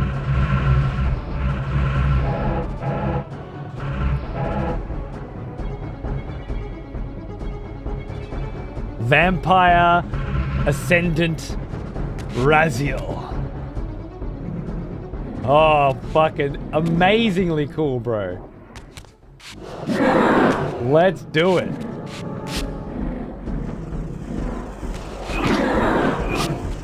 Fuck all you. I think I want to go check the other side again, just in case. So I've copped a bit of damage. Oh, they're fighting the Wraiths? Interesting. Basically, the Raz everyone wanted. The crowd pleaser. Nah, the door's closed up here still. I wonder why I fought my way over there before. There might be a way to open it. Hello. They're all fighting each other. Demons versus... These would be the actual denizens of the other dimension fighting against the Hilden who are trapped in it. Very interesting.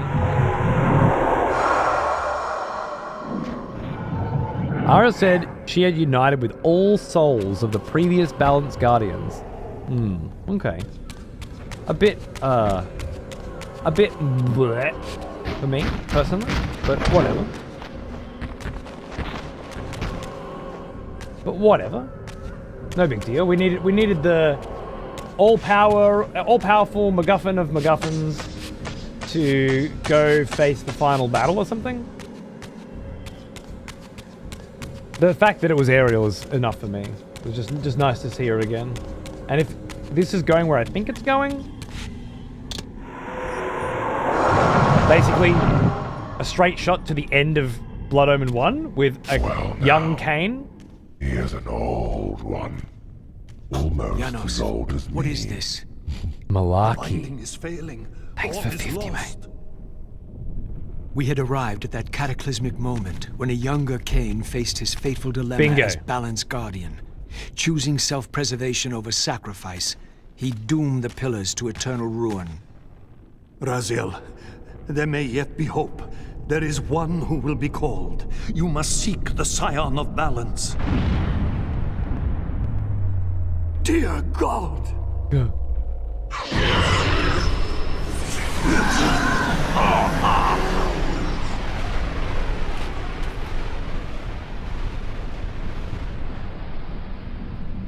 Whoa. Raziel, we meet again. You have played your part flawlessly.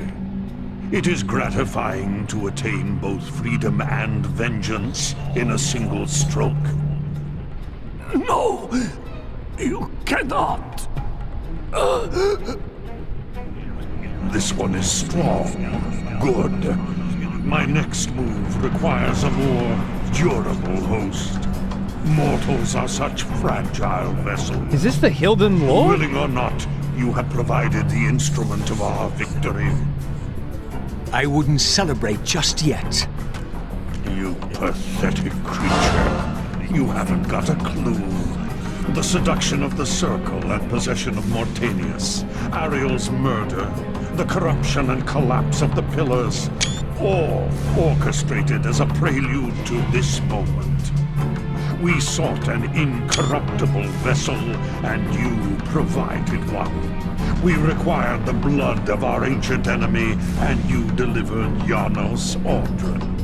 Having first been lured to the heart of darkness. Best of all, you murdered the Scion of Balance to get it. We've already won. Raziel, you must not allow them to carry out their plan. Kill me, and you end it now. Suicidal like the rest of them. Know your place, Raziel.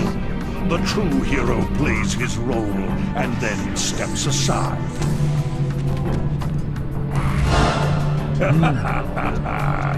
You deluded ghoul. Do You so wish to die a martyr for the vampire's lost cause? You're not leaving this chamber. I will destroy Janos if I have to. Very well then. I'll indulge you. Woo! Tune. A boss fight, eh?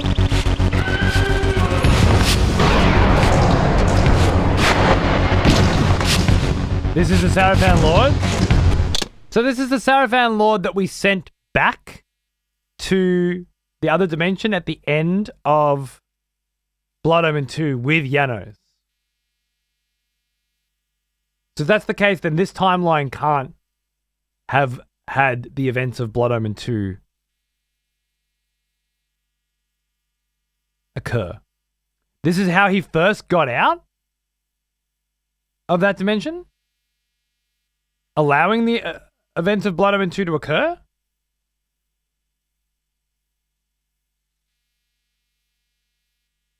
Huh. It's how he had Janos in the machine. Okay. That feels like it has holes in it, but I'll have to check those.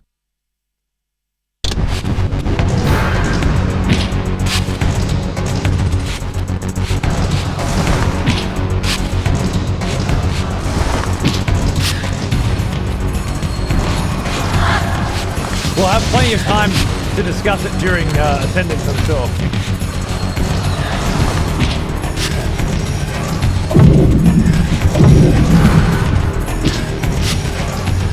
Oh no, that's true.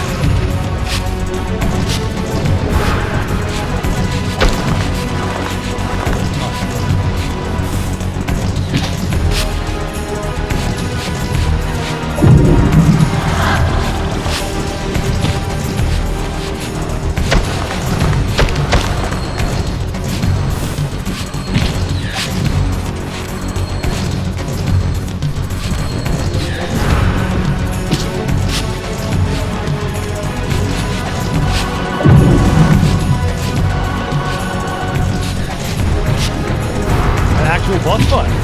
No shit.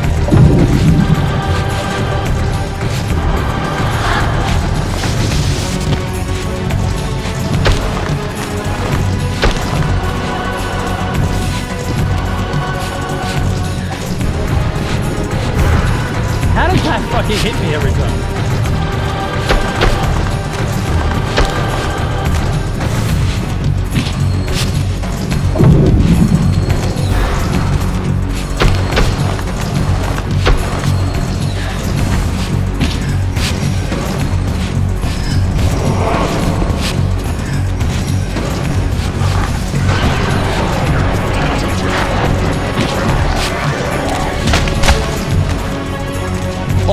They fucking die quick.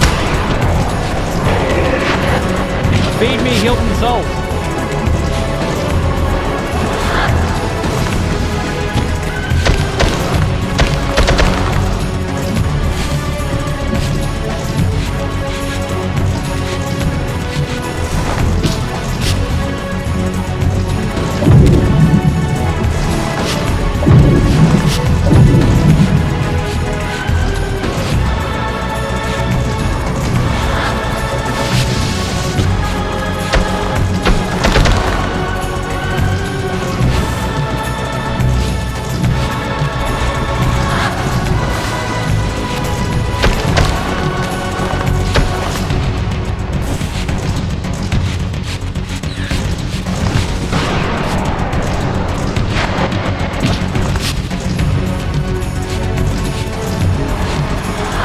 Seen the Queen of the Valkyries fight before?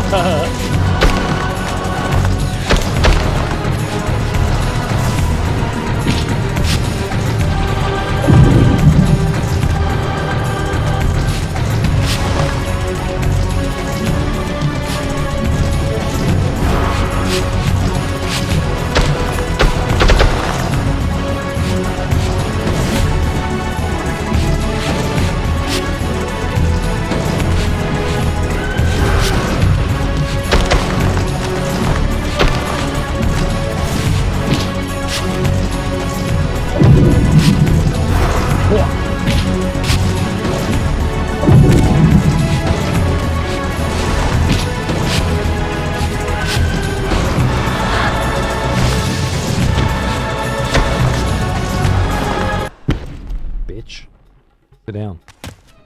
Raziel, finish it before he returns. Is it from Hellraiser? You should have listened to me.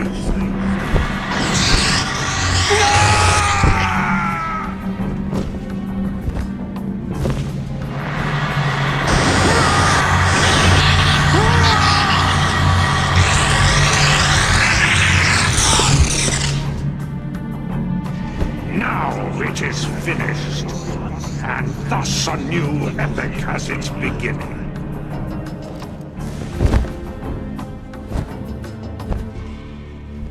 Whoa.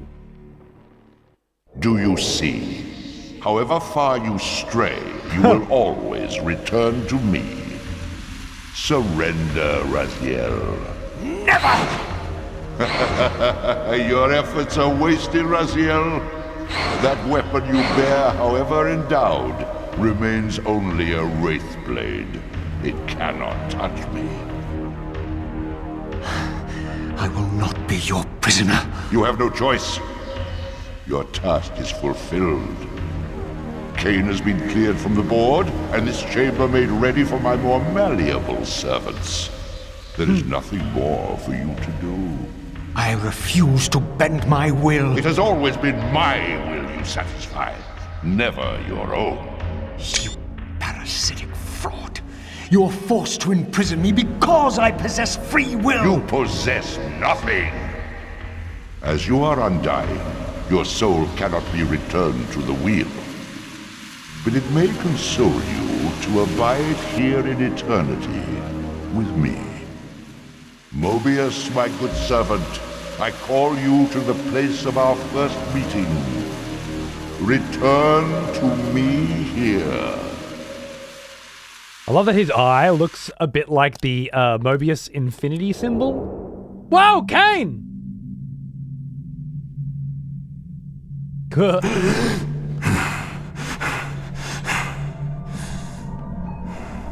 I awoke to find myself in a shadowy realm. A disquieting stillness lay where my heart had been, the heart that had belonged to Janus Ordran all along. How was it possible that I still lived? You are still very full, vampire. That will go first. This realm will render you hideous. You will go mad, and will not know it. What is this place? Do you not think of this place every day, vampire? Or are we truly forgotten?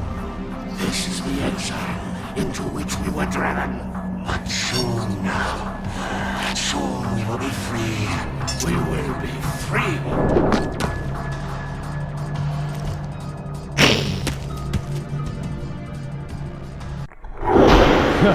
Whoa!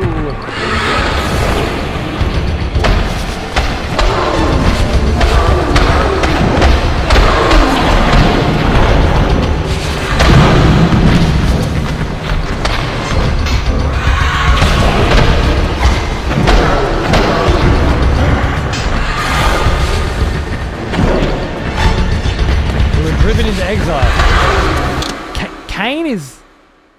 Kain is in the other dimension?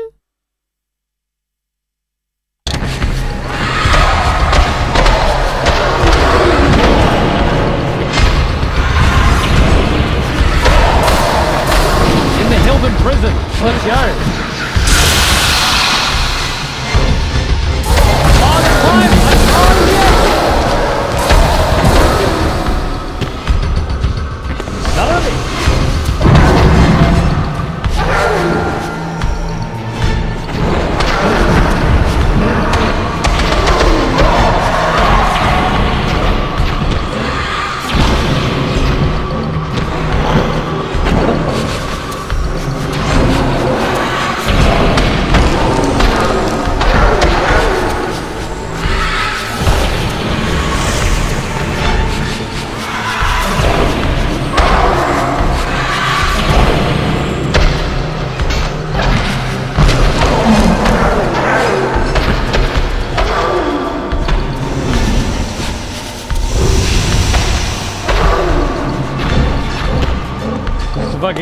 pop any of that? The hitbox is definitely fucked on that one.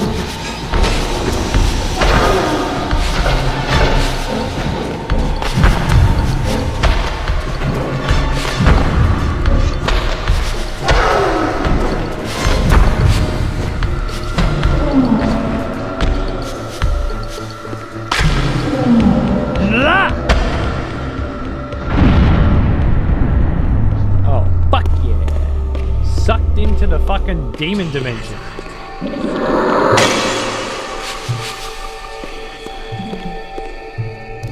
Looks a lot like the chamber we fought Turiel in, but I don't think that's supposed to. By the power of Grayskull. What lies on the other side of the portal? He is an old one. Almost as Find old out as next me. week. Does he? Thanks for 84 months, mate. How you going? What's cracking, dude? Hope you've been catching some Legacy of fucking Kain, mate. I'm just gonna go grab a cup of tea, and then we're gonna fucking find out what's on the other side of that portal, eh? Eh? Eh? Eh? Yeah. You know you like a little cliffhanger. We all like a little cliffhanger. Keeps us feeling fresh and fruity, doesn't it? All right, here's some tunes from the old Ravenheart. I'll be back in just a minute, and we'll keep going. Hopefully. I had you for a minute. Hopefully, we'll get to the end of this today, and we can start making plans for where to go from here. Feels like it's wrapping up. Let's find out. I'll be right back. Thanks for watching.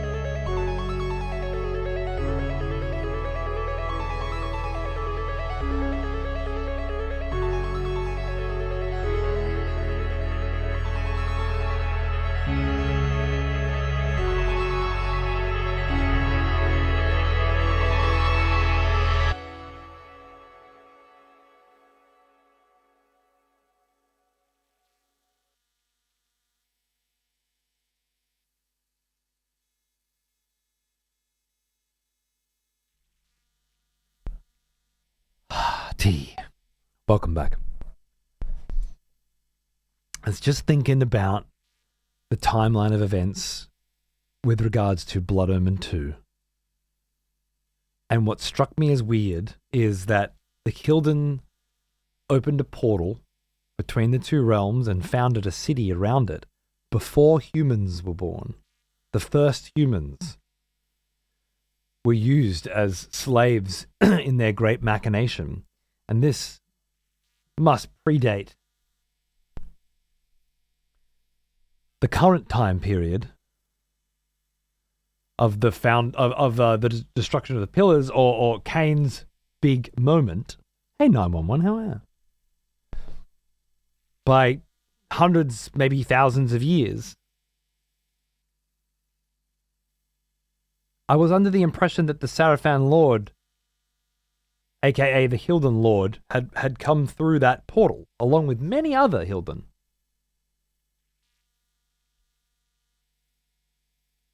For many years, well before this moment, right? So how could we have let him in now?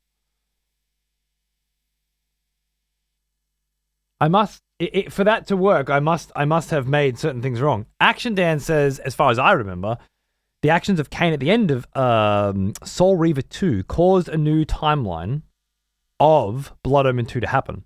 I could see horror dawn behind Kain's eyes as new memories formed. You're saying that at the end of Soul Reaver 2, when Kain had a Soul Reaver and clashed with Raziel's Soul Reaver, that the new timeline was born there, maybe? It started to get confusing, but we will have lots more time to discuss it, which is great. I'm sure I'll finally put all the pieces together, but... So the Sarafan Lord was banished just like all the other Hilden? Yeah. And then came back with all the other Hilden into the Hilden City. Hundreds of years ago, right?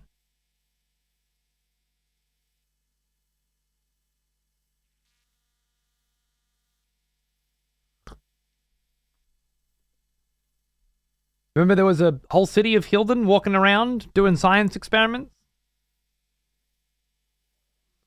That new timeline was born when Kain saved Raziel from the Reaver. If Raziel is absorbed by the Reaver, he cannot restore Janos' heart to him, thus give the Sarafan Lord a new vessel. Yeah, I just don't see how that has anything to fucking do with a city in the middle of the fucking ocean full of Sarafan cunts, but clearly I'm missing something. I'll have to keep rattling it around until something else fits into place, but the timeline just doesn't match up at all to me. For now, it's not really a big deal. The Hilden Lord possessed Janos and used his power to open the portal for himself to escape together with many Hilden. The Hilden Lord possessed Janos. At the end of Blood Omen 2?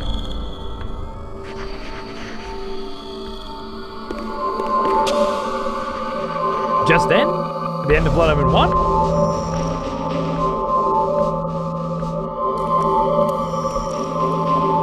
It doesn't matter. Kain was killed by Raziel. I felt strongly drawn, compelled even, not to linger here, but to go to the vampire citadel at once. It was the same room as Turiel, that's why. Oh, so they threw Kain's corpse into this pit, maybe? This is below the Church of Avernus, where Kain was killed. I'm thinking the cultists grabbed his corpse and chucked it in here. But his soul had gone into the other dimension for some reason. I'm seeing this for the first time and I'm just as lost. Good. Being lost is good. It means there's more to it than just face value, you know?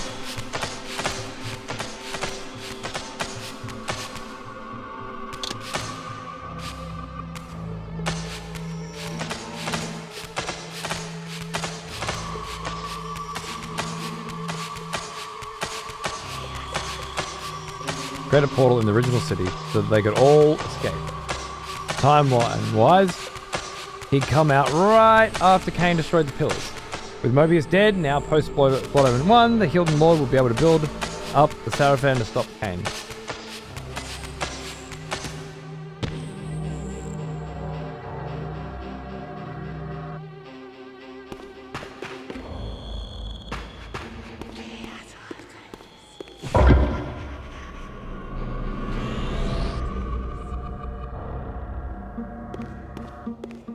Build up the Sarafan to stop Kain. First, as the Sarafan we see in Blood Omen 1, then as the Sarafan we see in Blood Omen 2, who own an, you know, who run a massive industrial city in a world built on Hilden energy.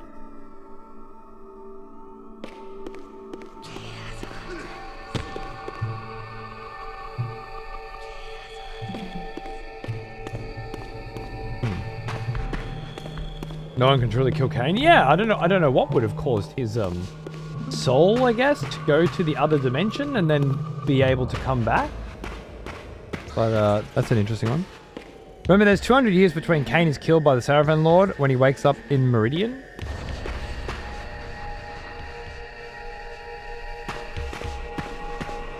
Oh, in Blood Omen 1?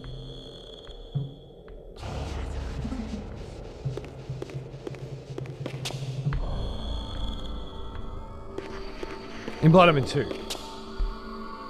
Wait, Kain is killed by a Sarafan Lord in Blood Omen 2? Do you mean before Blood Omen 2 begins?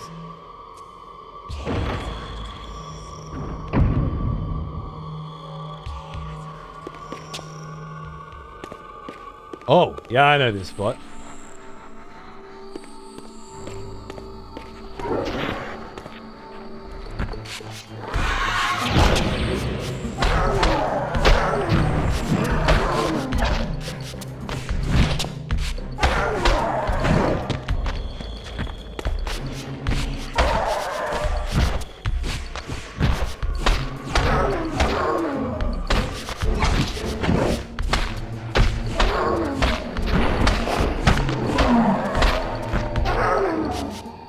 Why'd you fall over and die so I can't bleed you? That's not very fair, is it? Opening cutscene, Kain is cut down by the Hilden Lord, right.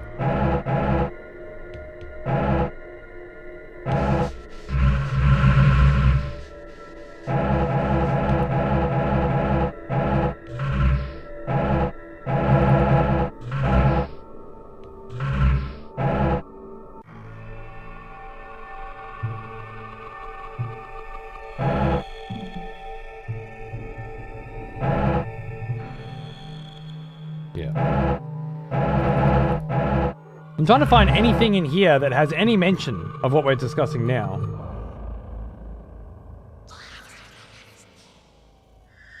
But I don't think we're going to find it somehow.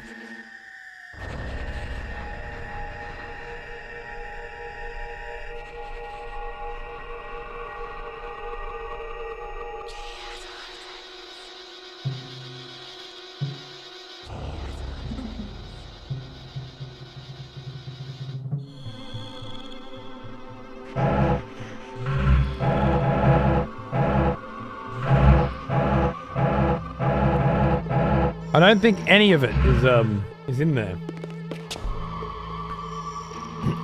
Pre-Blood Omen 2 actually beginning. The cutscene, Kain fights the Sarafan Lord with the Reaver, but thanks to the Nexus Stone, the Reaver has no effect.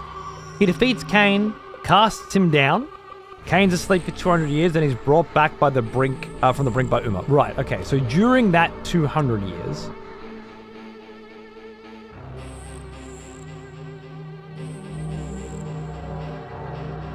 the Sarafan...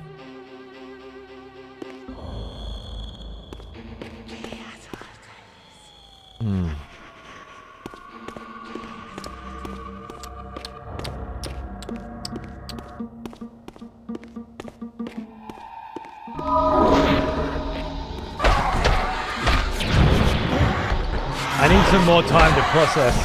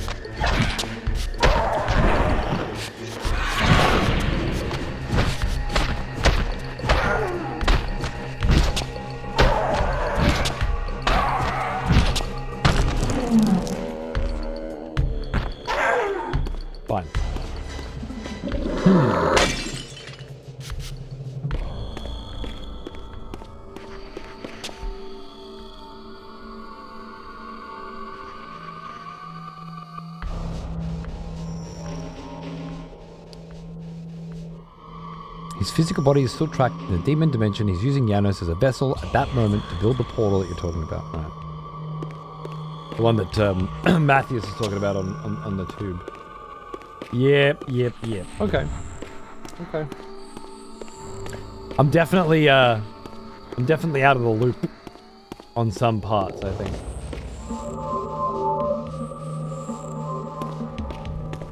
I command you to be gone. You guys threw me down in the pit, didn't you? I think you did.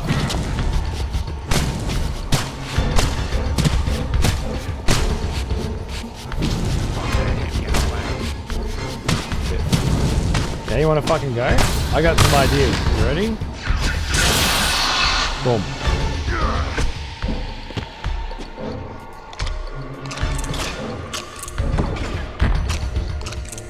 Those two just fell over and died. Amazing.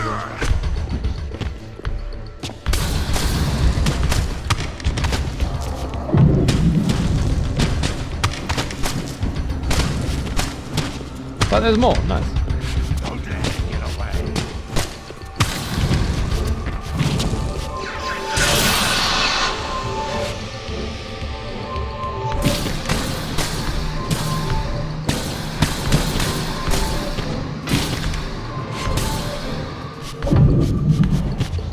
Oh, that one's dead.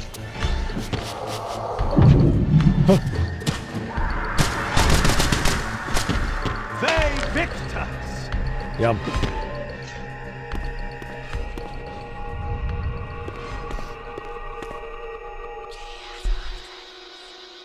In the span of 200 years, the Seraphim built up the Meridian as a techno city. Yep. The city in the middle of the lake is much older. That's why I thought they must have been here a lot earlier. I also think that how they slotted into Blood Omen 2 into things is a bit janky. Okay. Raziel threw Kain into the demon dimension portal with telekinesis after being so. Oh, I must have missed that part.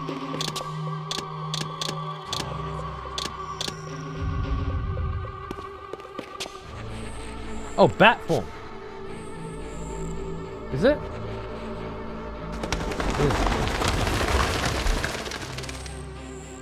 Just bat the fuck out of here. I love it. Let's go.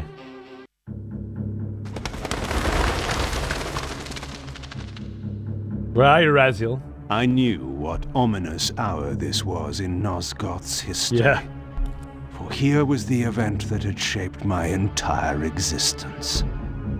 I had cast my fate, refusing the sacrifice, damning the pillars, and founding my doomed empire upon their ruins.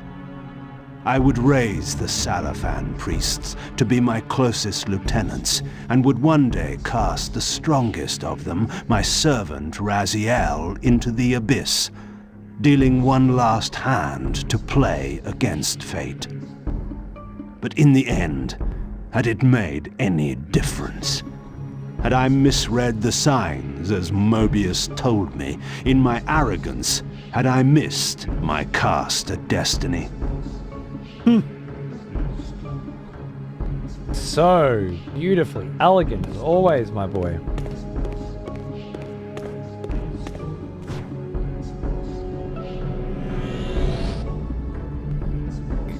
Thank you. Oh, I don't think I need to see it again if I know now that he threw it, but I was kind of mind reeling from a lot of shit going down at that point, right?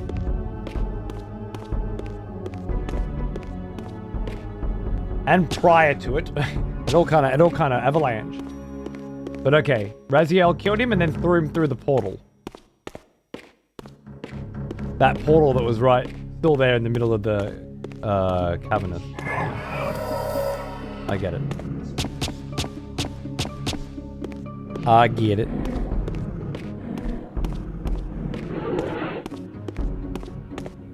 Are there demons following me? I feel tracked.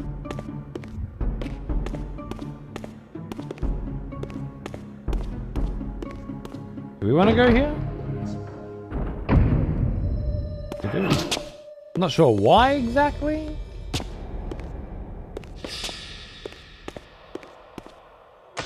This takes us to the forge, the spirit forge.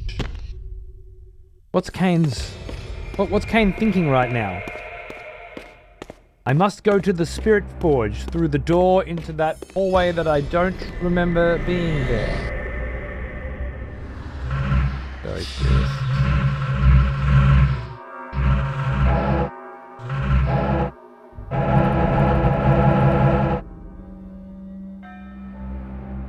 We saw that one. Nomad concept. Cool. Demon Hunters. Very cool. Kain's bat form. Wolf vampire. Evolved vampire. Nice. Kain said he felt compelled to return to the Vampire Citadel. The motivation for this is a bit MacGuffin-y as well. Yeah, okay. I see. Feels like, I don't know, I had a lot of expectation that things were going to be tightened up and tied off with a little bow. And I feel like there's some wishy-washiness happening, which is a bit of a shame, but not enough to sour the experience. That is Defiance as a climactic finish to this tale. There's been enough revelations in this game to make things feel really interesting and unique. And a really, really gorgeous level of retconning of events to explain things. The Hilden are merely an inconvenient consequence. They will be dealt with in time. It is a small price to pay for Kain's death. You're a bit premature. Kain! Is there a crack in your omniscience after all, Mobius? First, your omniscience, and now your powers. You're slipping badly. This is not possible. The part of me that stuff affected is You see the no missing longer in heart its hole? place. But you already knew that, didn't you? I always was considered heartless. And now, Mobius, it is time. To kill me? Again? Your only solution for every problem. Kill. This is not a debate. Oh yeah, I You see, see. this time, you have nothing that I want. You think this will matter? I serve one who has power over life and death. Then go to him.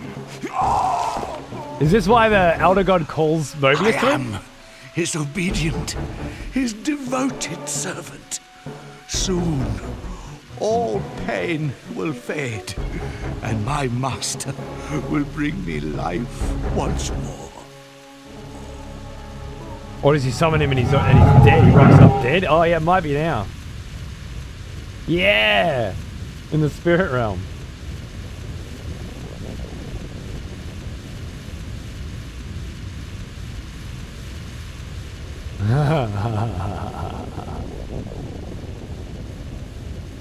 Master, my apologies. A momentary oversight. Somehow Kain still lives and has unexpectedly dispatched me. Make use of your good servant and go to your master then. I release you to the wheel. Oh, God. Do you see it now? The monster that you served. Is this what you imagined when you worshipped it?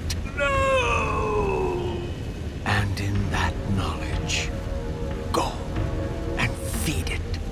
I release you.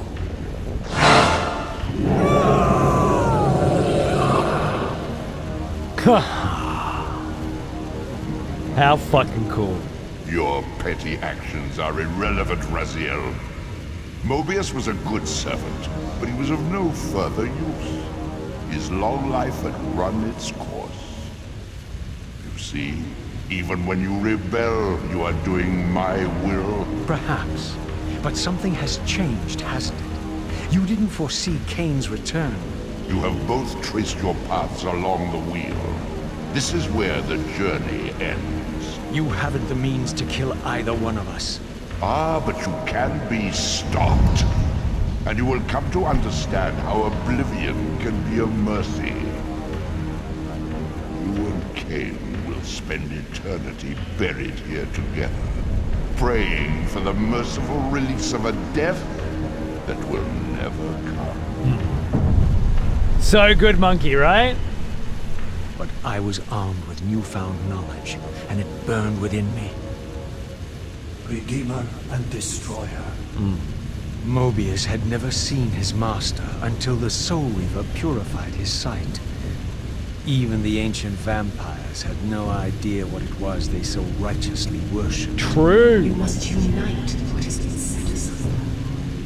All the conflict and strife throughout history, all the fear and hatred, served but one purpose: to keep my master's wheel turning. All souls were prisoners, trapped in the pointless round of existence, leading distracted, blunted lives until death returned them, always in ignorance, to the wheel. The coin is still turning. But what hope had there been? One cannot fight the unseen. Only then will the Scion of Balance be armed for his true endeavor. Despair, Raziel. There is no escape. It was then I knew what I had to do.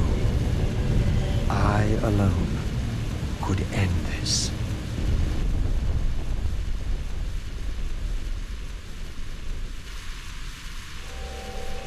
Kain,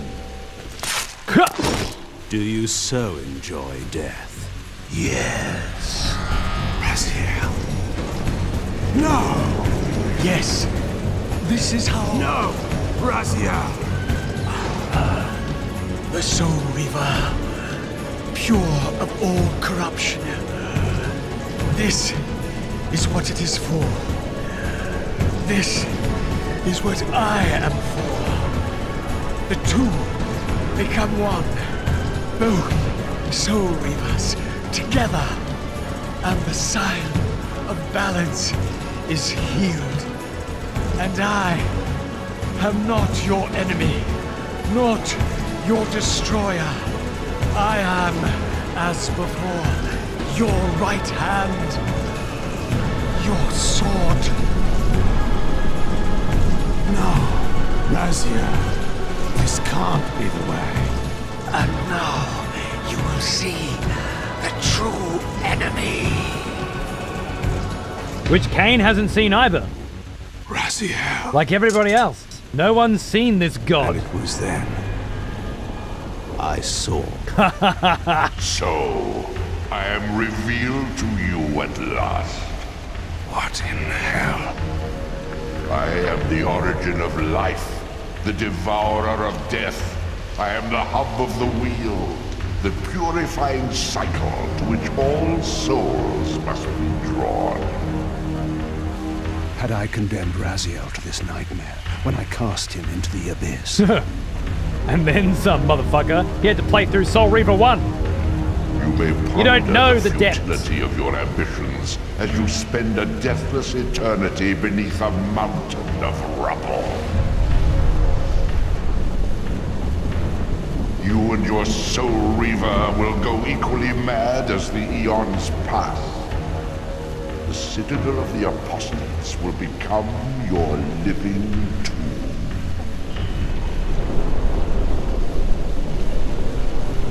Your words are heartening. For you would not fear us unless we could truly do you harm. Back, No! bitch! You are nothing! False God. This is the end. The final turn of your wheel. What? You cheeky bitch, by the way. Fucking out of cutscene straight into a smash. Come here.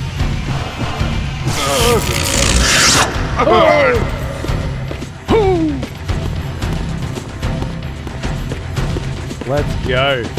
Murals on the wall. Look at him. There must be a skin that I didn't find that looks like that.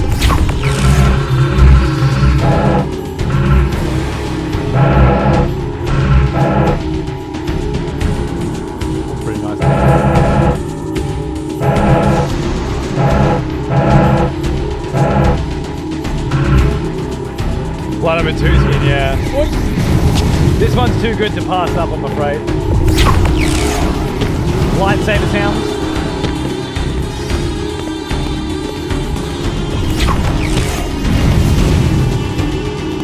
Is this a Ganondorf Ocarina of Time thing? I think it is.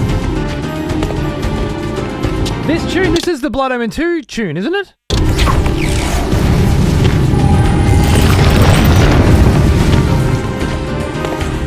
Yeah, maybe not. Ow! Ow! He's not fucking around, is he?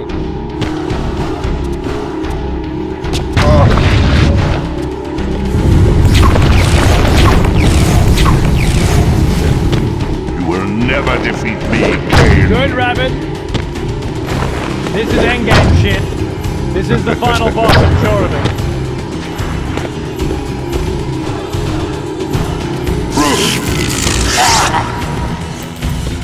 This song, yeah, dude, this is the song.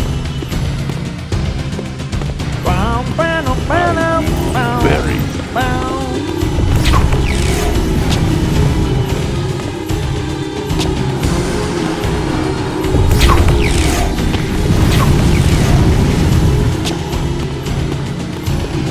And the boss fight actually makes me do some mechanics.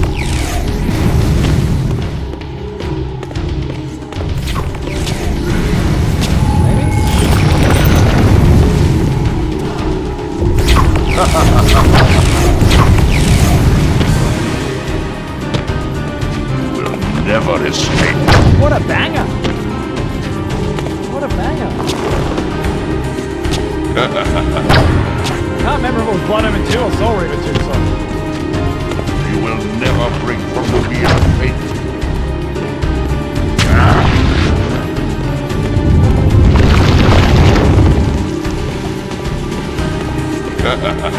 You just keep pulling more tentacles out.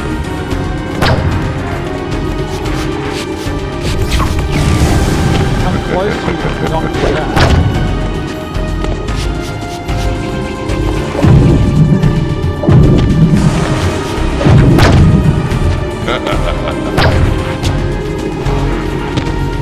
It is sorry too, not Blood Omen 2.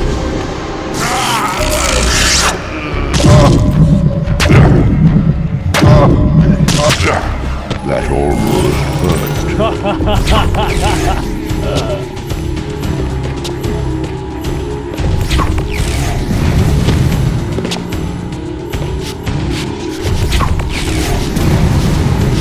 Here we go, we're in.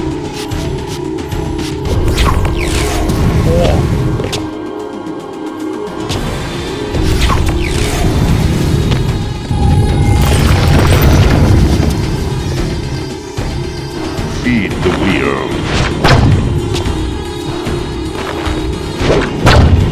Oh yeah?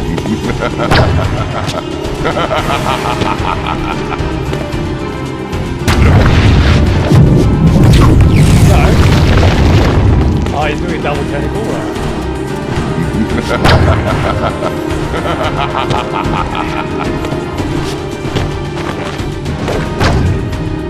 Where's all my healing wells? What game am I playing?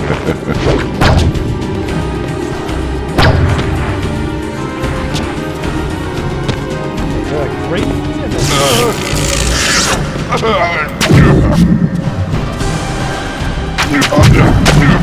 I will bury you.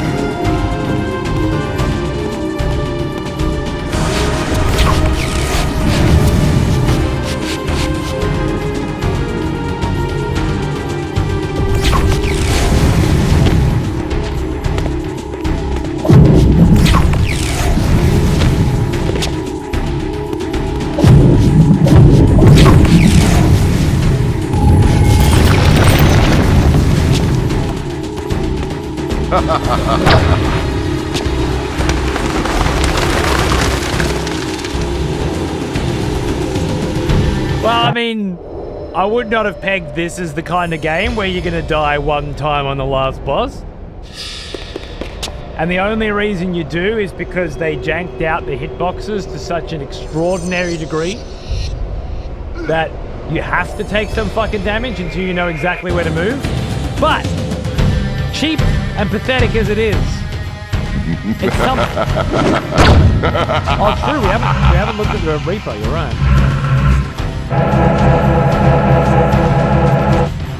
The Soul Reaver.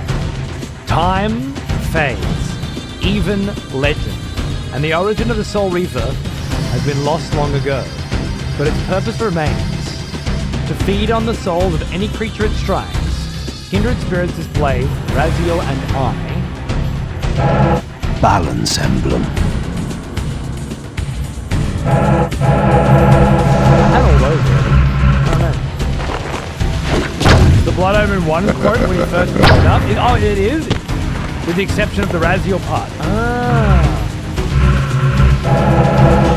Balance emblem. The Soul Reaver. And it's added Kindred Spirit. This blade, Raziel and I. That's cute. Nice catch, Matthew. You will never break from the wheel of fate.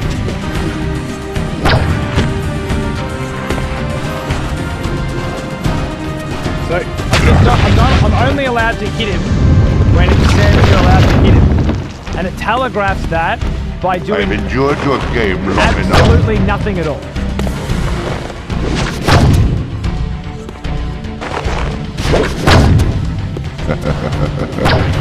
Yep.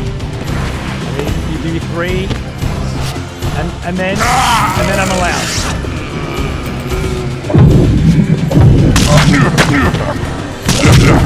Pathetic creature. Different voice line.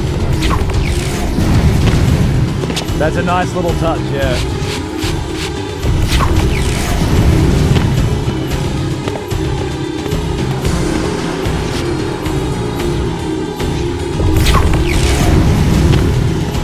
Trying to find the exact right spot, the best dodge thing.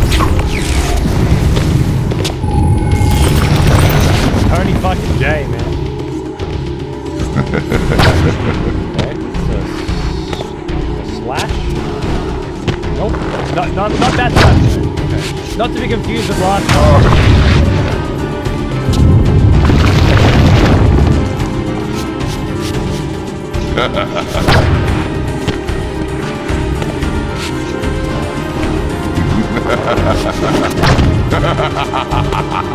The person who designed this fight needs help. Submit to my will.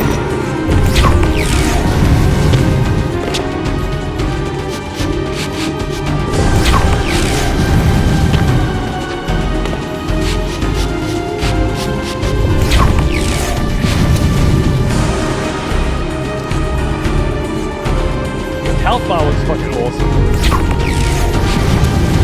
So it's just really tight timing on the dodge, I think.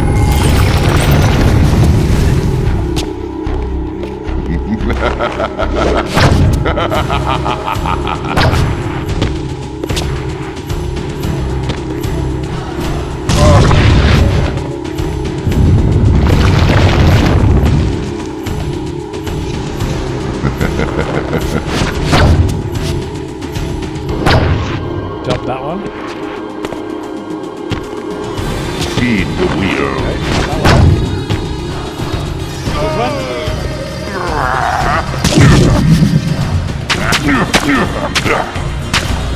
Get up!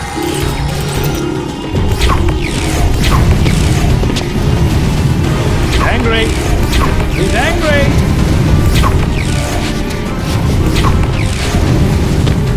Golden done pissed it off.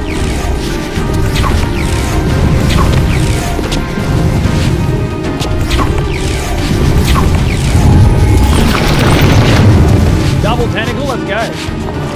Pathetic creature.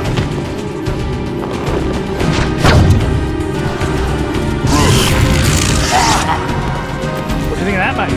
Woo! Yeah, bitch. Fucking legacy of Kain, motherfucker. They know wheel of time shit.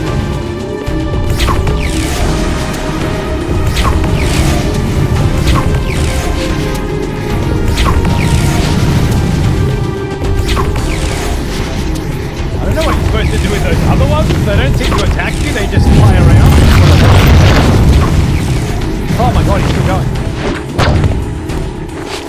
Surrender, Kain.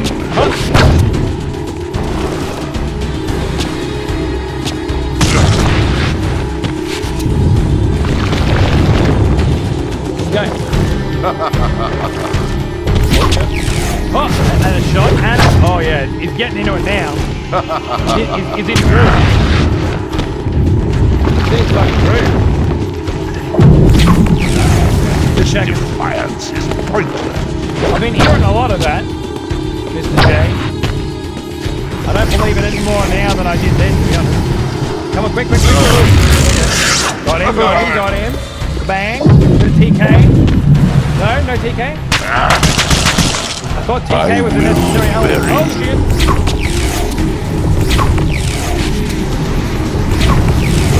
Fuck. Getting tight now. Oh, okay, yep. Alright. I don't know how I got hit by that, but alright.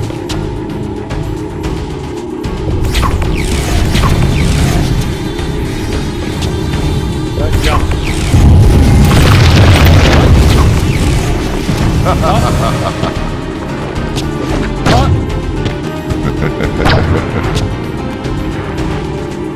That's 3-4-1. Shit, I need to get in there.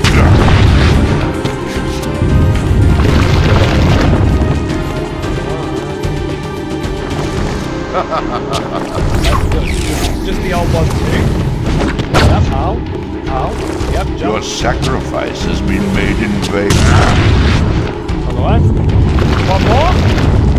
Oh, I think there's gonna be 2 more rounds. Surrender, Kain. That could be Pathetic.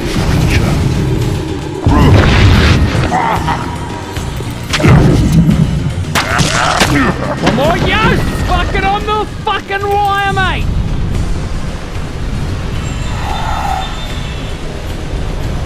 What?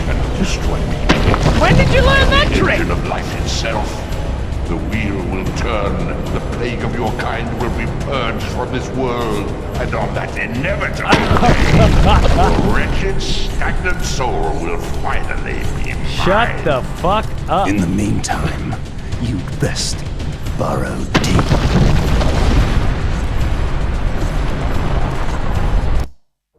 Oh my god. Now at last, the masks had fallen away. The strings of the puppets had become visible, and the hands of the Prime Mover exposed. Most ironic of all was the last gift that Raziel had given me. More powerful than the sword that now held his soul, more acute even than the vision his sacrifice had accorded me. The first bitter taste of that terrible illusion. Hope. Damn. Kain refused the sacrifice. That is it. Oh shit. I wasn't sure if they were gonna do a fight with the Hilden Lord.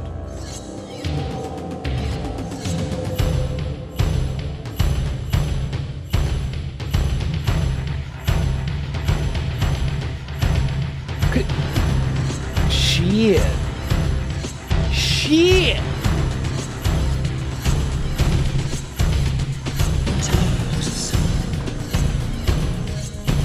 So that's it then.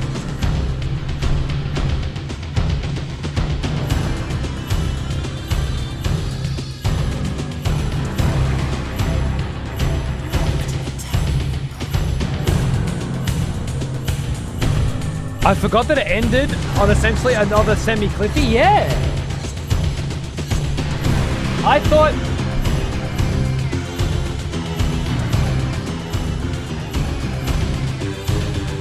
Tune.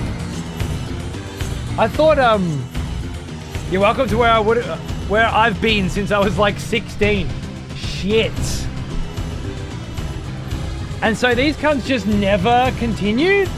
This cliffhanger has burdened the souls of Legacy of Kain fans for decades. Does this lead to the Blood Omen 2 time? Apparently, Kain will fight the Sarafan Lord from this point, which makes more sense now at the end of this game. He will die. And then Blood Omen 2 will happen. Right? And then at the end of that, the Sarafan Lord will get sent back to the dimension with Janos, and we don't know what happens after that. Is that the end of the narrative? Of the plot as we know it?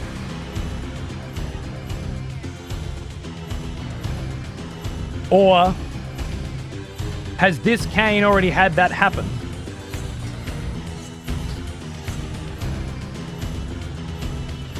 And this is after that. But because he's gone back 500, you know what? I don't know. This Kain has already had that happen. It's in his past. But it is also in young Kain's future. Okay. Yeah. So the Kain that just destroyed the pillars of Nosgoth, right? At the end of Blood Omen 1. Time travel, man. This series does time travel more interestingly than many others. That Kain is now on a collision course with the Sarafan Lord and the events of Blood Omen 2, but wouldn't have been if not for the events of this game, which allowed the Sarafan Lord to get the foothold that he needed. I get it now. Whoa.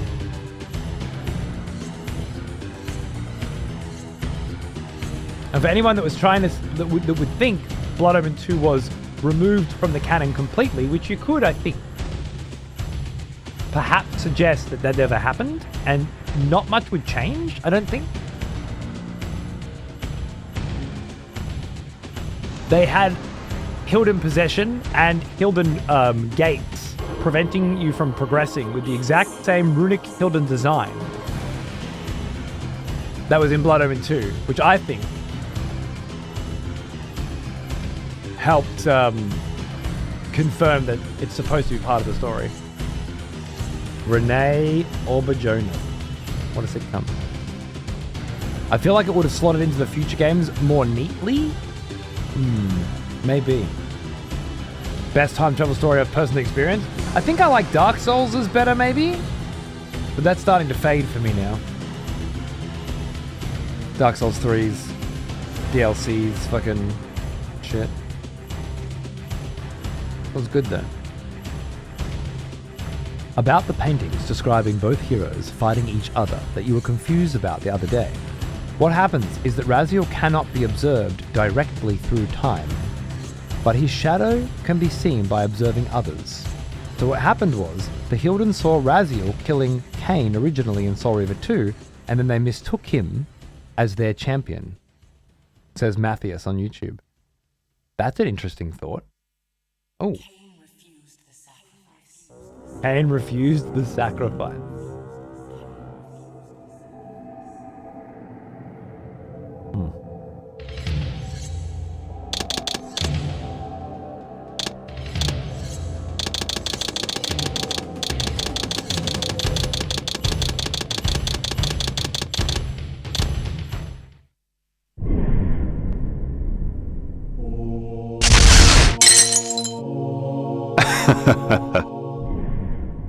I know you're there, Raziel.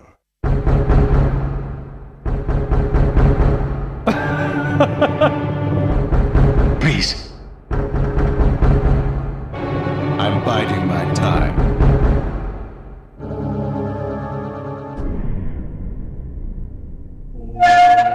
My God.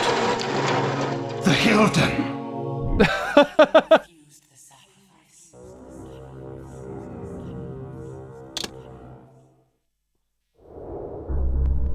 Now at last, the masks had fallen away.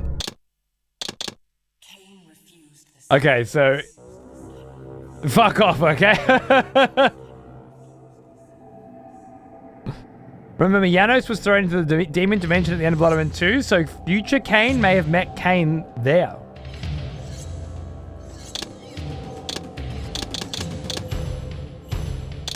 Original opening movie?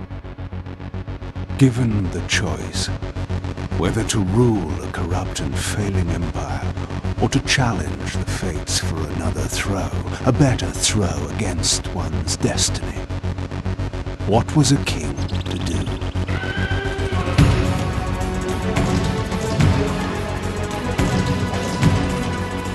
What a tale! The legacy of motherfucking Kain.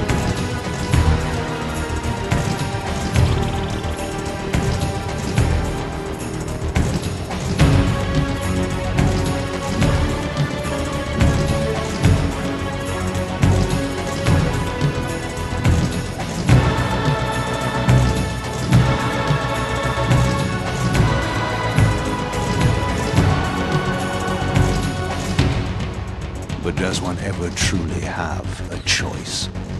One can only match, move by move, the machinations of fate, and thus defy the tyrannous stars. I can see why, Action Dan. It's one of the greatest storytelling experiences in video games. Remarkable not just because its writing and its voice acting is so sensational, but also because it should never have been. The company that made it got fucked over, by the sounds of it, and the company that owned it picked it back up, and through the talents of some very creative people, and against all the odds, in a way that I don't think has ever really been done And so I returned successfully to before. the sanctuary of my enemy, the fortress of the Sarafan Brotherhood, deemed impossible for any man to penetrate.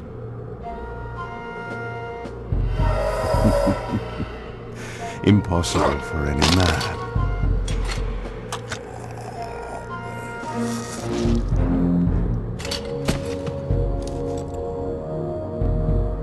Unreal. Deep within these walls, my prey awaited. Mobius, the time streamer, deceiver and eternal gamester. And then we begin this using game. living beings. It's also as his crazy to pawns. think about how they had Raziel essentially meet their main antagonist for the series in Soul River, and he's the only person who could see what he truly was until now. The Elder God, yeah! We purged every last That one, reveal was wild. and their souls now rest. That whole sequence was so fucking cool too. The double, triple stab of Mobius. It was time for Mobius to answer a few questions. I hoped for his sake to find him in a forthcoming mood.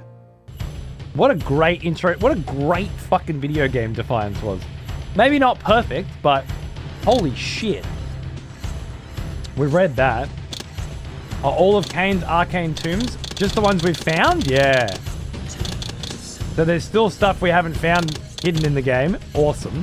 A reason to keep playing and keep learning and keep discovering.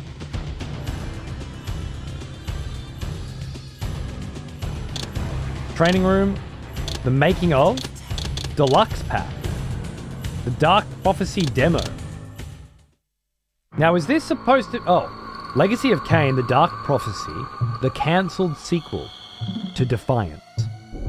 Entered development under Ritual Entertainment in 2004, but its production was discontinued later the same year. Built on the same engine as Defiance, The Dark Prophecy returned Kain to the role of singular protagonist and pursued a storyline heavily focused around the Hilden, the Demon Realm, and the fate of Janos Uldren. That feels post Blood Omen 2-y, go in and get Janos out of the Demon Realm. A number of locations were designed and developed prior to the game's cancellation, and this demo showcases one such playable sequence, a vertical slice of the game. Emerging in the grisly place laden with bloodied corpses and the evidence of dark rituals, Kain must traverse the mountain path, battling a host of hostile forces in the process. It is believed that the unnamed area observed in the demo was to be explored in the game's opening stages. It served as a transitional location, bridging more major landmarks, and offers a representative insight into the project's gameplay. Enjoy exploring this time capsule, a remnant of what might have been, and clashing with exclusive enemy classes imported from the original demo. Specifically for this release, this Defiance release, or was this available in the original Defiance as well? I can see now how devastating it must have been.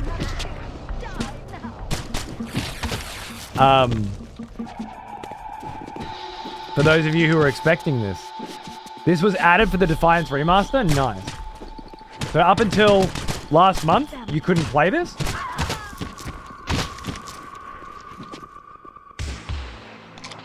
This is all completely new. Wow. I guess this was a demo they were going to be trying to showcase.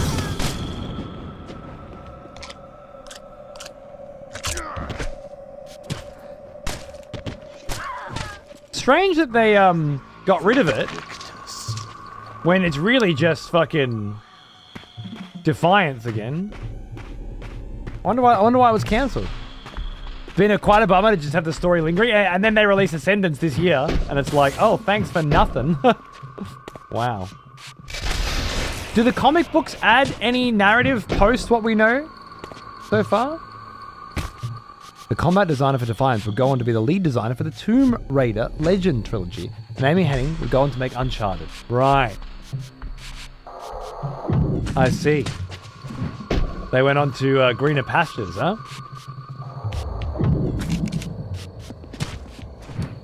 Excuse me. Just want you to do what I tell you to do.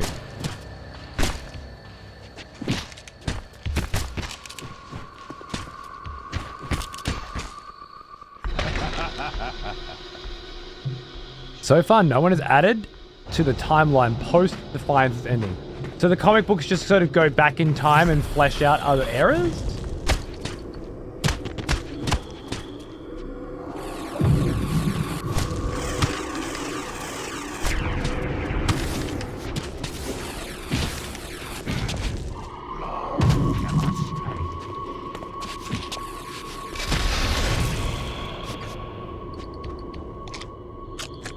I love that my health bar is way bigger than it was when I finished Defiance, because I didn't find all the secrets. Awesome.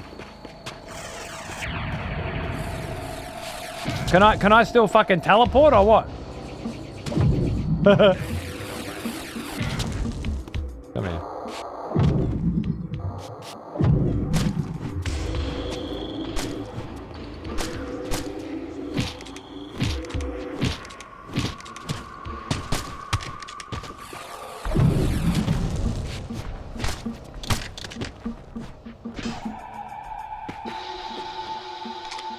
Downgraded writing if I ever saw it. After all, Nathan Drake is basically just Tomb Raider the smut kid.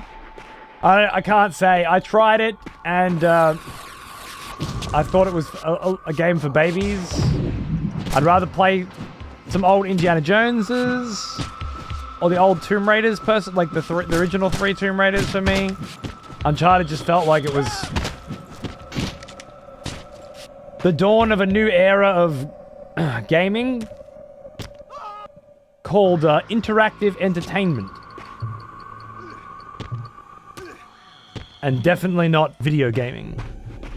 And I feel like it's around that time you can bridge the gap quite nicely.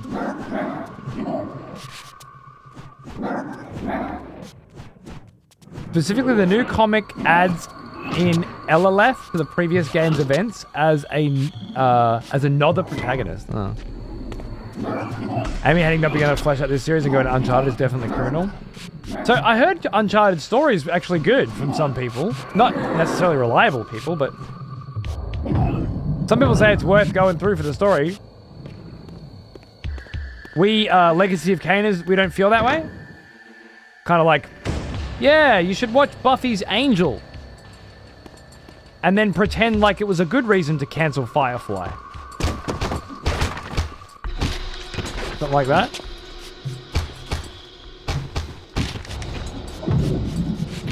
Didn't get on with Uncharted. One too many chest-high wall simulators. The puzzles at the beginning were just like so juvenile. I was like, this is not for me. But I did try, because I think it was around the time Uncharted 4, and I had a friend who was really into Uncharted 4.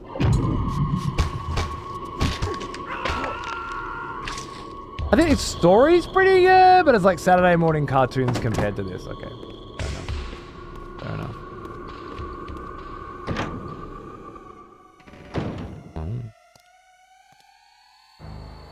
Lovely design, looking very Hilden. Oh man. Could this be like a Hilden stronghold in the other dimension? Perhaps? Like they've built up their own civilization and structures here in order to survive in this place before they were able to come back through. Certainly feel, oh, it definitely is. It might not be in the other dimension, I'm not sure, but. And they got human Sarafan here? Interesting. Maybe it's not. Maybe it's just like the city that they built. Maybe it's another place. It's set up in the mountains, not necessarily in the other dimension, right? Hurts a little bit to see what could have been, doesn't it? I'd have taken another Defiance right now, for sure. To see where Kain's adventure goes next. There is somewhat cyclicalness to the completion of it, where it is. Just in that, from original Kain's perspective, the story will go on.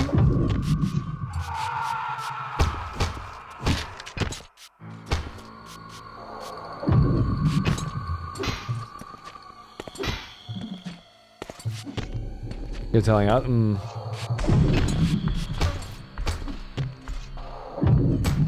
I'm trying to feel your pain, you know? Like, it's a bittersweet, because it does feel like an ending, but not... Get him! Not enough of an ending, I guess. Oh, slow-mo blood suck. Let's go. We love those. Hey, Keys, how are you, mate? What's going on, dude? We just finished the Legacy of Kain. We're now playing an unreleased demo of an unreleased game that would have potentially been the sequel.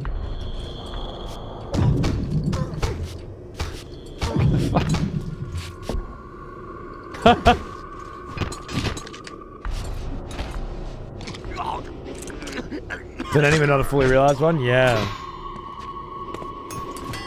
So with all these fucking remakes and then with Ascendants, like, are these you reckon there's any chance? Are we just coping? Or is all this happening because they want to get interest fresh up again?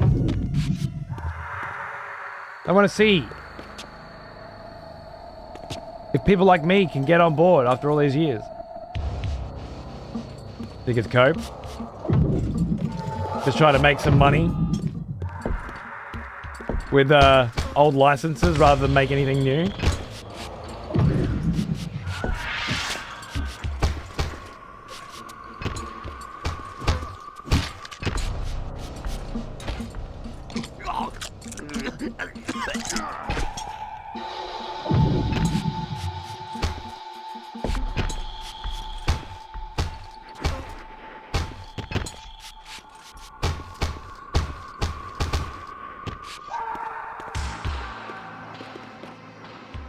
Look at that shit. Oh my fucking god, yes. What the fuck is that? Some sick Alden fucking lord? That we don't know?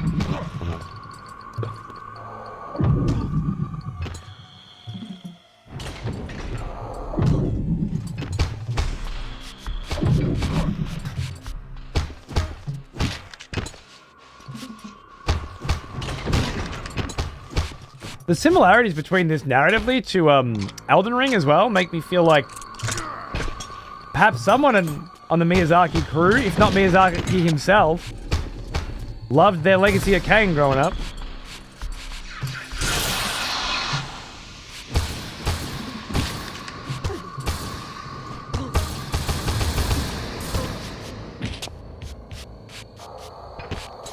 Boom!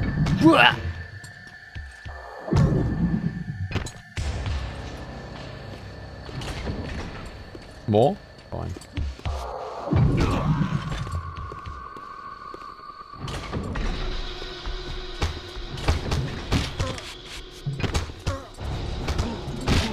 Without any Amy Hennig, what could we really expect? I said without Dennis Dyack, what could we really expect? If there was ever a series that could take the story and do it justice after the original creators had left the building, it must be this one, right?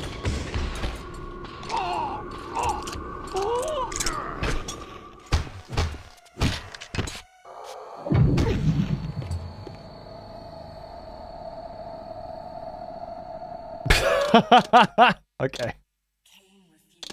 So a short demo then.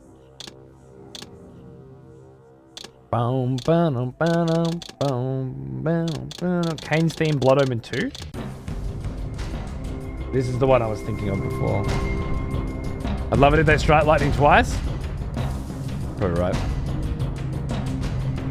They had the idea for a sequel, they just did not fuck it up. It could be done, but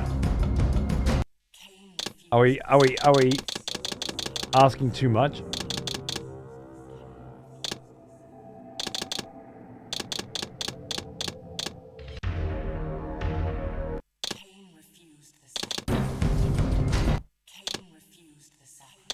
Kain refused the sacrifice. I was looking for my bow, bow, bow, bow, bow, bow, bow, bow, bow, bow. Tural encounter.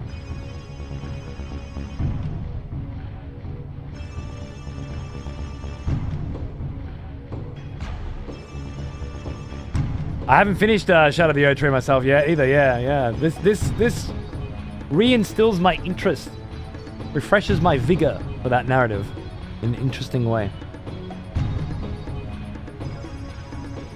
There's a lot of remade concept levels too, if you fancy giving them a peek. I might call it quits here. Hey Saber, how are you, mate? Glad you finally got to play through and beat one of the best stories ever with 10 out of 10 voice acting. So glad I could too. If it wasn't for Alice constantly hounding me, I may not have. Let's add Legacy of Kain to the long list.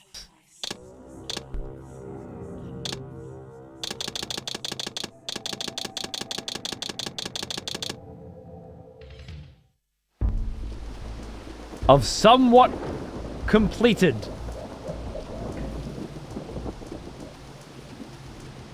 Upon completing the main game at least once, be sure to check under Game Options menu for a few additional surprises. Game Options?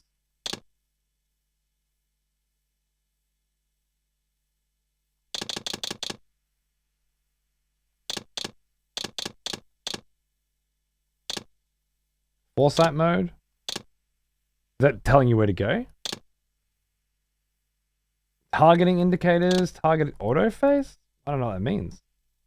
Do you know what they're alluding to with that? I'm happy you got there in the end, that's all that matters. I did say I wanted to do it for years. I'm glad I finally got to. I also said I want to do the Vampire the Masquerade series as well, and I do. And I very much hope we'll get to those at some point in the future. We've still got a bit more Legacy of Kain before we're finished up. We're going to do Ascendant and we're going to do a Nosgoth community night, which will prep up soon. I added a Nosgoth channel to the Discord, which you can get to down below if you would be interested. Oh, sorry, YouTubers, you'd have to get that on Twitch. If you're interested in joining us to revive the multiplayer Legacy of Kain game, Nosgoth, for a little community fun, then check that Discord channel, Nosgoth. There's a whole how to set it up that Alice has plugged in there. It's super possible. We're going to do it next Friday, so 1 week from today. We're going to do it. at least we're going to try. And then maybe we could do a little bit of Ascendance then as well. Or do Ascendance after, I don't mind. Monday, I'm doing more Deadhouse Sonata, which is tangentially connected to our Legacy of Kain playthrough. Probably the last time I'll get a chance to hang out with Dennis Dyack and play Deadhouse Sonata. At least until the future. So that'll be a nice tie-off for that little series as well that's been running alongside our Legacy of Kain playthrough. Oh, Ascendance. Well, for completion's sake. It'd be fun, wouldn't it? Be fun. And then we begin Nier, or no, technically we begin Drakengard, but the Nier series. Are Americans open for Nosgoth? Yeah, sure. I don't give a fuck. I'm an Australian, mate. I was born with ping issues, and I'll die with ping issues. Doesn't make a difference to me. And the winner of our Nosgoth community night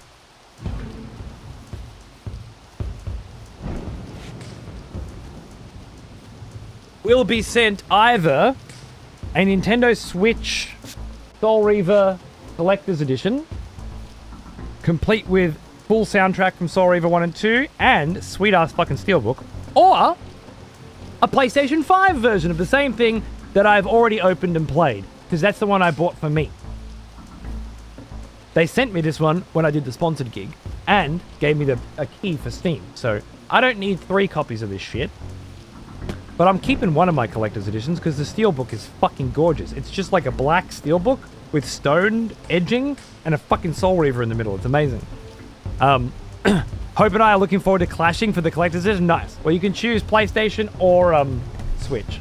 Whoever wins it. By whatever metric we decide to use. Yoko Taro, another impressive writer, indeed. And I've gone pretty deep into his stuff before, but never deep enough. And I never played Drakengard. So, Monday, Deadhouse Sonata. Friday, Nosgoth Community Night. Again, jump into Discord. I'll try and pop in a couple times during the week and mention it as well, just for anybody at different schedules and slots that doesn't know it's happening. And if we can get enough people together, we will do it. If we cannot get enough people together, we will play Legacy of Kain Ascendance, and then we will do it after, on the Monday after. It doesn't matter. This whole, process of Legacy of Kain was an experiment to see how this Monday and Friday morning time slot would go. Obviously, playing retro games on the opposite schedule to when I normally stream is not especially good for the long-term health of this channel in the way that the industry measures these kinds of things. But I don't give a fuck. I don't give a fuck. Not streaming on Monday and Friday at all would actually be better for my career, in that it would keep my numbers higher so that I get paid more for sponsored gigs and things like that, keep my averages higher. And I have thought about that. Don't work those 2 days, and it's better for your career. But I'd like this to be the moment in history where I remind you that I just don't care. If that's the way this job has to be, this isn't the job for me. So instead, Monday and Friday, Legacy of Kain. Now, we've got 5 Legacy of Kain games in the bag. We've got fucking 5 games worth of VODs to watch on XPTV forever. And, well, if we keep this schedule up, and I don't see any reason why I wouldn't, at least for the next 6 months, until my wife gets more work. She had a meeting with her managers recently who said she can stick with this schedule for 6 more months. So we at least have 6 more months of this, and then we'll figure out what happens afterwards. Baby will be older then anyway. I'm constantly thinking of the sequel we didn't get, where Kain would refer to his blade as Raziel and have one-sided dialogue with it, and he would become violently vicious if anyone tried to touch him. I love it. I've been asked to pass you a message, re someone in the community not doing so well. Not sure where to best reach out. Oh. I don't know. Do you not have me on Discord? Missed it! Oh, Francois! Francis Alexander, you're going to have to go back and watch it, man. The fucking end of that game was magnificent. Absolutely beautiful. Anyway. Nosgoth, a week from today. and Ascendance at some point afterwards. I don't know how long it'll take us to get through that. And then this shit. This fucking shit. Drakengard and Drakengard 2. Ready to go. The emulated versions of these games are apparently superior in every way to the non-emulated versions, in that we can up the graphics, up the resolutions. They are, yeah, thick. I'll find you over there. I didn't want to chuck it in here, or I'll chuck it in XPTV. Just add me on Discord, darling, and I'll fucking grab you. Well now, he is an old one. Almost as old as Gaming in the zone! Thanks for 90 months, man. Imagine being a streamer to decide your own schedule and then that be bad for some reason. This website is a joke. Yeah. It's just the way, like, all of the money you get paid for sponsorships and shit is based on your view count. So if you intentionally tank your fucking view count, look, it doesn't matter. It doesn't matter. I say I don't want to do that. I don't want to do it that way. There are other ways to do it. I'm going to do it that way. If now, he is an old one. There's enough of you old cunts that still want to watch. So we'll be good for a while. Kino, thanks for 109 months, man. Much appreciated. Cheers. If like the twilight years of this show is just like retro games and quieter hangouts without any of the big noise, that's okay. That's okay.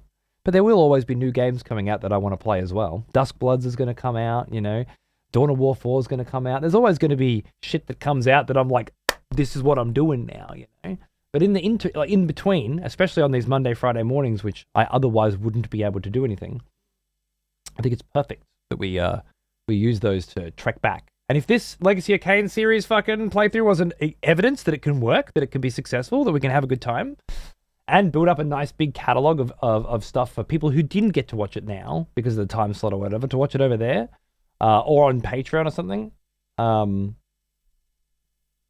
we're good, right? I love it. I'm just trying to say that this idea that we had at the beginning of the year was a resounding success. And today, with the completion of the Legacy of Kain series, not our time with it, but the series, I think it marks a good time to remind ourselves that we smashed it. I'm going to go through all these settings with you guys when we actually start Drakengard, just to make sure that there aren't any ideas for how to boost it up and make it sexy. But hopefully we'll be playing the fan remastered version of Drakengard and Drakengard 2 when the time comes. It really was, and in such a large part because of you, Alice. So thank you along the way as well. Much appreciated. Thanks for making me do Blood Omen first. Thanks for always being there to clear up questions and to support the idea of it. Just being excited to catch a show. That's a huge part of it. Hey, I'm a relatively new cunt. I love these retro streams. Good. Then you, good sir, are my target audience in my twilight years. I'm honored to have you play a series I recommended. You waited your fucking turn, all right? I'm honored to have played it. It's definitely one of the best game series I've ever played. What's and all.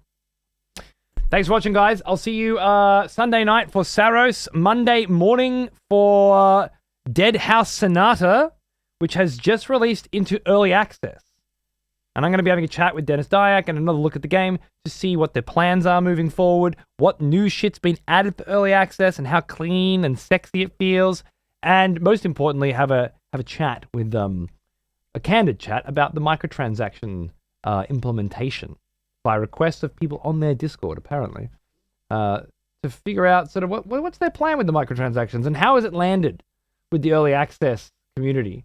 And, me being me, probably just sling a whole bunch of shit at an unsuspecting motherfucker for daring to follow industry trends to give their game a better chance of success.